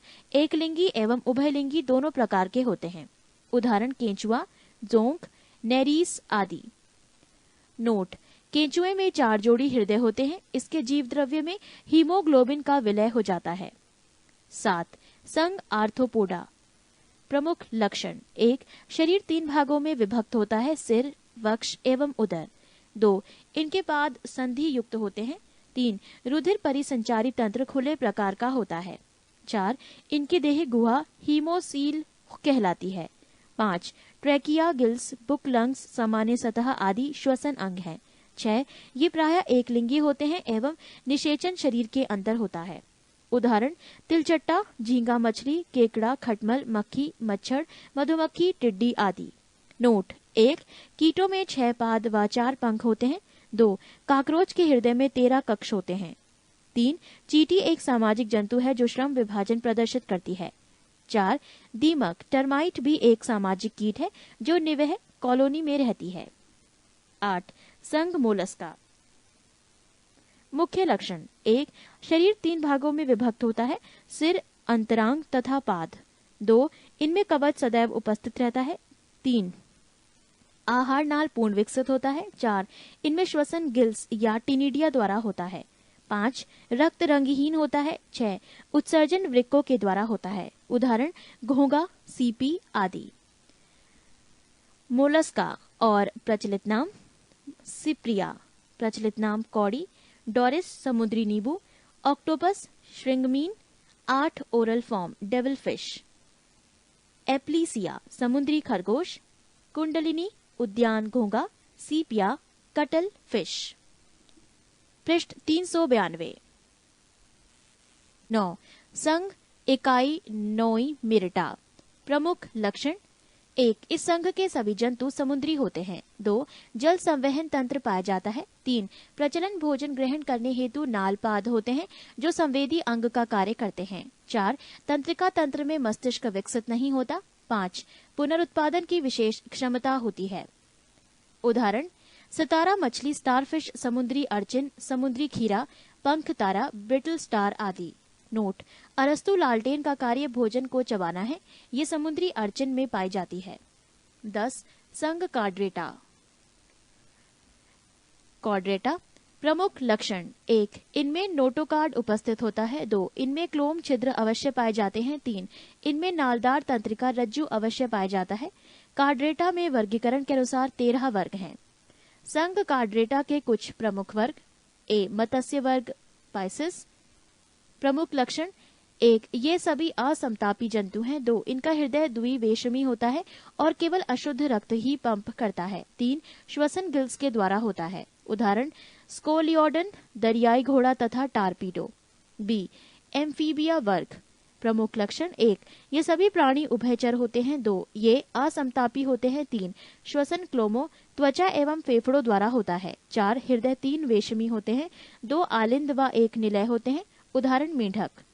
नोट: मेंढकों की तर्राहट वास्तव में मैथुन के लिए पुकार होती है। सी. सरीसृप वर्ग रेप्टाइला। प्रमुख लक्षण: वास्तविक स्थलीय कशेरुकी जंतु है। 2 जोड़ी पाद होते हैं। 3. कंकाल पूर्णतः अस्थिल होता है। 4. श्वसन फेफड़ों के द्वारा होता है। 5. इनके अंडे कैल्शियम कार्बोनेट की बनी कवच से ढके रहते हैं। उदाहरण: छिपकली, सांप, घड़ियाल, कछुआ आदि। नोट: मीसोजोइक युग को रेप्टाइलों का युग कहते हैं। घोंसला बनाने वाला एकमात्र सर्प नागराज है जिसका भोजन मुख्य रूप से अन्य सर्प हैं। हिलोडर्मा विश्व की एकमात्र जहरीली छिपकली है। समुद्री सांप, जिसे हाइड्रोफिश कहते हैं, संसार का सबसे जहरीला सांप है। में बुइया बिल बनाने वाली छिपकली होती है। इसका प्रचलित नाम सी कंक है। पृष्ठ 393। डी, पक्षी वर्ग। एव्स, प्रमुख लक्षण। 1, इसका अगला पाद उड़ने के लिए पंखों में रूपांतरित हो जाते हैं। 2, इसका हृदय 4 वेशमी होता है, 2 आलिंद व 2 निलय। 3, ये समतापी होते हैं। 4, इनका श्वसन अंग फेफड़ा है। 5, मूत्राशय अनुपस्थित रहता है। उदाहरण कौवा, मोर, चिड़िया, तोता। नोट: 1, तीव्रतम पक्षी अवावील है। 2, उड़ न सकने वाला पक्षी कीवी और एमो है। 3, सबसे बड़ा जीवित पक्षी शुतुरमुर्ग है। 4, सबसे छोटा पक्षी हमिंग बर्ड है। 5, भारत का सबसे बड़ा चिड़ियाघर अलीपुर कोलकाता एवं विश्व का सबसे बड़ा चिड़ियाघर क्रूजर नेशनल पार्क दक्षिण अफ्रीका में है। ई, स्तनी वर्ग। मैममालिया। प्रमुख लक्षण। 1, त्वचा पर श्वेत ग्रंथियां एवं तैल ग्रंथियां पाई जाती हैं। 2, ये सभी जंतु उच्चतापी एवं नियततापी होते हैं। 3, इनका हृदय 4 वेशमी होता है। 4, इसमें दांत जीवन में 2 बार निकलते हैं, लेकिन इसलिए इन्हें द्विवारदंती कहते हैं। 5, इनके लाल रुधिराणुओं में केंद्रक नहीं होता, केवल ऊंट एवं लामा को छोड़कर। 6, बाह्य कर्ण पाइना उपस्थित होता है। वर्ण स्तनधारी 3 उपवर्गों में बटा है। 1, प्रोटोथीरिया, अंडे देते हैं। उदाहरण ए, किडना। 2, मेटाथीरिया, अपरिपक्व बच्चों को जन्म देते हैं, जैसे उदाहरण कंगारू। 3, यूथीरिया, पूर्ण विकसित शिशुओं को जन्म देते हैं, जैसे मनुष्य। नोट: 1, स्तनधारी वर्ग में रक्त का सबसे अधिक तापमान बकरी का होता है, औसत तापमान 39 degree Celsius. 2, duck billed platypus एकमात्र विषैला स्तनी है। 2, जंतु ऊतक। Animal tissue. जंतुओं के शरीर में पाए जाने वाले ऊतकों को हम निम्न श्रेणियों में बांट सकते हैं। 1, उपकला ऊतक एपिथेलियल टिश्यू। 2, संयोजी ऊतक कनेक्टिव टिश्यू। 3, पेशी ऊतक मसल्स टिश्यू। 4, तंत्रिका ऊतक नर्व टिश्यू। 1, उपकला ऊतक एपिथेलियल टिश्यू। ये ऊतक जंतु की बाहरी, भीतरी या स्वतंत्र सतहों पर पाए जाते हैं। इसमें रुधिर कोशिकाओं का अभाव होता है, जिसके कारण इस ऊतक की कोशिकाओं का पोषण विसरण के माध्यम से लसिका द्वारा होता है। ये शरीर के कई महत्वपूर्ण अंगों में पाया जाता है, जैसे त्वचा की बाह्य सतह, हृदय, फेफड़ा एवं वृक्क के चारों ओर तथा यकृत एवं जनन ग्रंथियों के दीवार आदि पर। ये ऊतक शरीर के अंतरांगों को चोट से बचाता है तथा उन्हें नम बनाए रखता है। 2, संयोजी ऊतक कनेक्टिव टिश्यू। ये ऊतक शरीर के सभी अन्य ऊतकों तथा अंगों को आपस में जोड़ने का कार्य करता है। तरल संयोजी ऊतक जैसे रक्त एवं लसिका संवहन के कार्य में भी सहायक होता है। ये ऊतक शरीर के तापक्रम को नियंत्रित करता है तथा मृत कोशिकाओं को नष्ट करके मृत ऊतकों एवं कोशिकाओं की पूर्ति करता है। पृष्ठ 394। 3, पेशी ऊतक मसल्स टिश्यू। इसे संकुचनशील ऊतक कॉन्ट्रैक्टाइल टिश्यू के नाम से जाना जाता है। शरीर के सभी पेशियां इसी ऊतक से मिलकर बनी होती हैं। पेशी ऊतक 3 प्रकार के होते हैं। ए, आरेखित अनस्ट्रिप्ड। बी, रेखित स्ट्रिप्ड। सी, हृदय पेशी कार्डियक। ए, अरेखित अनस्ट्रिप्ड। ये पेशी ऊतक उन अंगों की दीवारों पर पाया जाता है अनैच्छिक रूप से गति करते हैं, जैसे आहार नाल, मलाशय, मूत्राशय, रक्तवाहिनियां आदि। अरेखित पेशियां उन सभी अंगों की गतियों को नियंत्रण करती है जो स्वयमेव गति करते हैं। बी, रेखित स्ट्रिप्ड। ये पेशियां शरीर के उन भागों में पाई जाती हैं जो इच्छानुसार गति करती हैं। प्रायः इन पेशियों के एक या दोनों सिरे रूपांतरित होकर टेडर के रूप में अस्थियों से जुड़े होते हैं। सी, हृदयक पेशी कार्डियक। ये पेशियां केवल हृदय की दीवारों में पाई जाती हैं। हृदय की गति इन्हीं पेशियों के कारण होती है, जो बिना रुके जीवन पर्यंत गति करती है। संरचना की दृष्टि से ये रेखित पेशी ऊतक से मिलती जुलती है। मानव शरीर में मांसपेशियों की संख्या 639 होती है। मानव शरीर की सबसे बड़ी मांसपेशी ग्लूटियस मैक्सिमस कूल्हा की मांसपेशी है। मानव शरीर की सबसे छोटी मांसपेशी स्टेपीडियस है। 4, तंत्रिका तंत्र नर्व टिश्यू। इसे चेतना ऊतक भी कहते हैं। जीवों का तंत्रिका तंत्र इन्हीं ऊतकों का बना होता है। ये 2 विशिष्ट प्रकार की कोशिकाओं का बना होता है। ए, तंत्रिका कोशिका या न्यूरॉन्स और बी, न्यूरोग्लिया। ये ऊतक शरीर में होने वाली सभी अनैच्छिक एवं ऐच्छिक क्रियाओं को नियंत्रित करता है। न्यूरोग्लिया कोशिकाएं मस्तिष्क की गुहा को स्थानांतरित करती है। 3. मानव रक्त, ह्यूमन ब्लड। रक्त एक तरल संयोजी ऊतक है। मानव शरीर में रक्त की मात्रा शरीर के भार का लगभग 7% होती है। रक्त एक क्षारीय विलयन का है जिसका pH मान 7.4 होता है। एक वयस्क मनुष्य में औसतन 5 से 6 लीटर रक्त होता है। महिलाओं में पुरुषों की तुलना में 1/2 लीटर रक्त कम होता है। रक्त में 2 प्रकार के पदार्थ पाए जाते हैं, एक प्लाज्मा और 2 रुधिराणु, ब्लड कॉर्पसल्स। प्लाज्मा ये रक्त का आजीवित तरल भाग होता है। रक्त का लगभग 60% भाग प्लाज्मा होता है। इसका 90% भाग जल, 7% प्रोटीन, 0.9% लवण और 0.1% ग्लूकोज होता है। शेष पदार्थ बहुत कम मात्रा में होता है। प्लाज्मा के कार्य। पचे हुए भोजन एवं हार्मोन का शरीर में संवहन प्लाज्मा के द्वारा ही होता है। सेरम। जब प्लाज्मा से ही फाइब्रिनोजेन नामक प्रोटीन निकाला जाता है तो शेष प्लाज्मा को सेरम कहा जाता है। रुधिराणु, ब्लड कॉर्पसल्स। ये रक्त का शेष 40% भाग होता है। इसे 3 भागों में बांटते हैं, ए लाल रक्तकण आरबीसी, बी श्वेत रक्तकण डब्ल्यूबीसी और सी रक्त बिंबाणु ब्लड प्लेटलेट्स। पृष्ठ 395। ए लाल रक्तकण आरबीसीज, रेड ब्लड कॉर्पसल्स और एराइथ्रोक्राइट्स। स्तनधारियों के लाल रक्त कण उभय आवतल होते हैं। इसमें केंद्रक नहीं होता है। अपवाद ऊंट एवं लामा नामक स्तनधारी की आरबीसीज में केंद्रक पाया जाता है। आरबीसीज का निर्माण अस्थि मज्जा में होता है। प्रोटीन, आयरन, विटामिन B12 एवं फॉलिक अम्ल आरबीसीज के निर्माण में सहायक होता है। नोट: भ्रूण अवस्था में इसका निर्माण यकृत और प्लीहा में होता है। इसका जीवन काल 20 से 120 दिन का होता है। इसकी मृत्यु यकृत, लीवर और प्लीहा में होती है। इसलिए यकृत और प्लीहा को आरबीसीज का कब्र कहा जाता है। इसमें हीमोग्लोबिन होता है जिसमें हीम नामक रंजक होता है जिसके कारण रक्त का रंग लाल होता है। ग्लोबिन लोहयुक्त प्रोटीन है जो ऑक्सीजन एवं कार्बन डाइऑक्साइड से संयोग करने की क्षमता रखता है। हीमोग्लोबिन में पाए जाने वाला लोह यौगिक हीमेटिन है। आरबीसीज का मुख्य कार्य शरीर की हर कोशिका में ऑक्सीजन पहुंचना एवं कार्बन डाइऑक्साइड को वापस लाना है। हीमोग्लोबिन की मात्रा कम होने पर रक्त क्षीणता एनीमिया रोग हो जाता है। सोते वक्त आरबीसीज 5% कम हो जाता है एवं जो लोग 4200 मीटर की ऊंचाई पर होते उनके आरबीसीज में 30% की वृद्धि हो जाती है। आरबीसीज की संख्या हीमोसाइटोमीटर से ज्ञात की जाती है। बी श्वेत रक्त कण डब्ल्यूबीसी, व्हाइट ब्लड कॉर्पसल्स और लियोकोकाइट्स। आकार और रचना में ये अमीबा के समान होता है। इसमें केंद्रक होता है। इसका निर्माण अस्थि मज्जा, बोन मैरो, लिम्फ नोड और कभी कभी यकृत यानी लीवर एवं प्लीहा में भी होता है। इसका जीवन काल 2 से 4 दिन का होता है। इसकी मृत्यु रक्त में ही हो जाती है। इसका मुख्य कार्य शरीर के रोगों के संक्रमण से बचाना है। डब्ल्यूबीसी का सबसे अधिक भाग 60 से 70% न्यूट्रोफिल्स कणिकाओं को बना होता है। न्यूट्रोफिल्स कणिकाएं रोगाणुओं तथा जीवाणुओं का भक्षण करती हैं। आरबीसी एवं डब्ल्यूबीसी का अनुपात 600:1 है। सी रक्त बिंबाणु, ब्लड प्लेटलेट्स और थ्रोम्बोकाइट्स। ये केवल मनुष्य एवं अन्य स्तनधारियों में रक्त में पाया जाता है। इसमें केंद्रक नहीं होता है।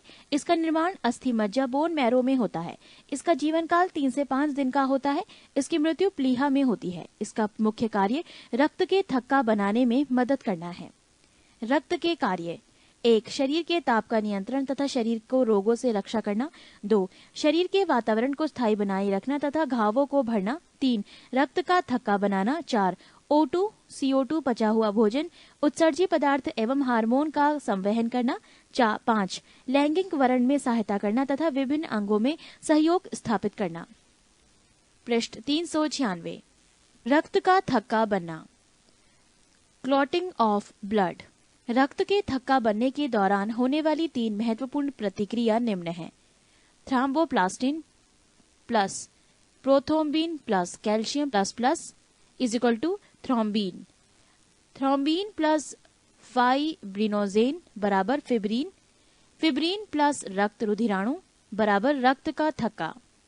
रुधिर प्लाज्मा के प्रोथ्रोम्बिन तथा फाइब्रोनोजेन का निर्माण यकृत में विटामिन के की सहायता से होता है। विटामिन के रक्त के थक्का बनाने में सहायक होता है। सामान्यतः रक्त का थक्का 2 से 5 मिनट में बन जाता है। रक्त के थक्का बनाने के लिए अनिवार्य प्रोटीन फाइब्रिनोजन है। मनुष्य के रक्त वर्ग, ब्लड ग्रुप। रक्त समूह की खोज कार्ल लैंडस्टीनर ने 1900 ईस्वी में किया था। इसके लिए इन्हें सन 1930 ईस्वी में नोबेल पुरस्कार मिला। मनुष्यों के रक्तों की भिन्नता का मुख्य कारण लाल रक्तकण आरबीसी में पाई जाने वाली ग्लाइको प्रोटीन है, जिसे एंटीजन कहते हैं। एंटीजन 2 प्रकार के होते हैं, एंटीजन ए एवं एंटीजन बी। एंटीजन या ग्लाइको प्रोटीन की उपस्थिति के आधार पर मनुष्य में 4 प्रकार के रुधिर वर्ग होते हैं। ए, जिनमें एंटीजन ए होता है, रुधिर वर्ग ए। बी, जिनमें एंटीजन बी होता है, रुधिर वर्ग बी। सी, जिनमें एंटीजन ए एवं बी दोनों होते हैं, रुधिर वर्ग ए बी। डी, जिनमें दोनों में से कई एंटीजन नहीं होता है, रुधिर वर्ग ओ। रुधिर के चारों वर्गों के साथ एंटीबॉडी का वितरण। रुधिर वर्ग ए, एंटीजन लाल रुधिर कणिकाओं में केवल ए, एंटीबॉडी प्लाज्मा में केवल बी। वर्ग बी, एंटीजन केवल बी, प्लाज्मा में केवल ए। ए बी, एंटीजन में ए बी दोनों, एंटीबॉडी में कोई नहीं।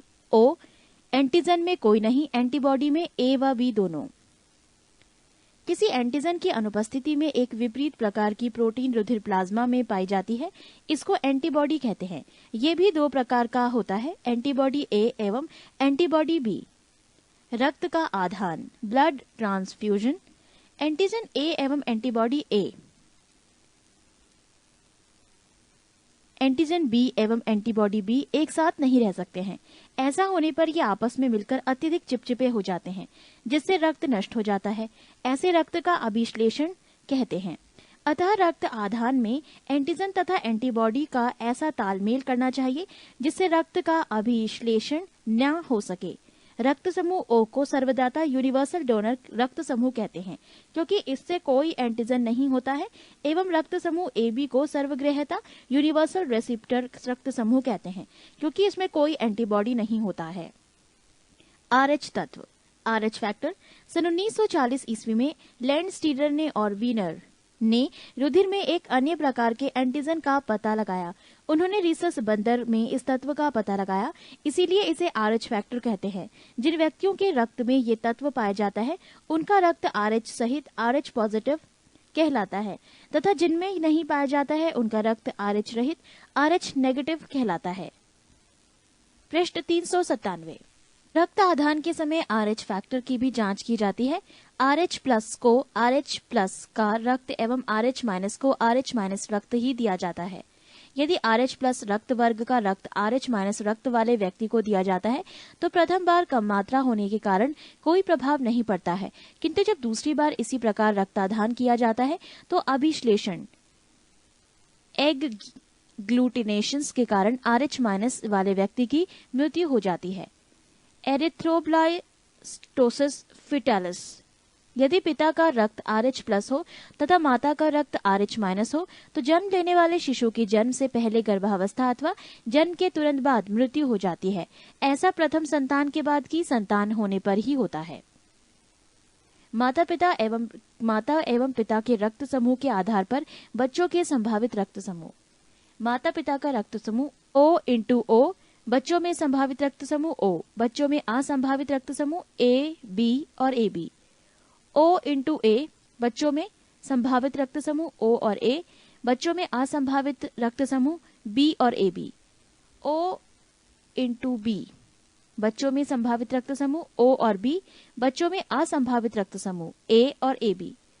O/AB, बच्चों में संभावित रक्त समूह A और B, बच्चों में असंभावित रक्त समूह O और AB। A/A, बच्चों में संभावित रक्त समूह A और O, बच्चों में असंभावित रक्त समूह B और AB। A/B, बच्चों में संभावित रक्त समूह OA, B, AB, बच्चों में असंभावित रक्त समूह नन। A/AB, बच्चों में संभावित रक्त समूह A, B, AB, बच्चों में असंभावित रक्त समूह O। B/B, बच्चों में संभावित रक्त समूह B और O, बच्चों में असंभावित रक्त समूह ए और AB। B इंटू AB, बच्चों में संभावित रक्त समूह A, B, AB, बच्चों में असंभावित रक्त समूह O। AB इंटू AB, बच्चों में संभावित रक्त समूह A, B, AB, बच्चों में असंभावित रक्त समूह O।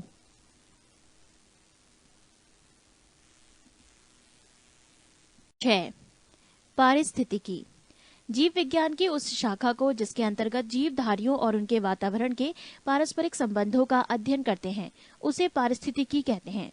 एक निश्चित भौगोलिक क्षेत्र या वास स्थान में निवास करने वाली विभिन्न समष्टियों, पॉपुलेशन को जैविक समुदाय, बायोटिक कम्युनिटी कहते हैं। रचना एवं कार्य की दृष्टि से विभिन्न जीवों और वातावरण की मिलीजुली इकाई को पारिस्थितिकी तंत्र, इकोसिस्टम कहते हैं।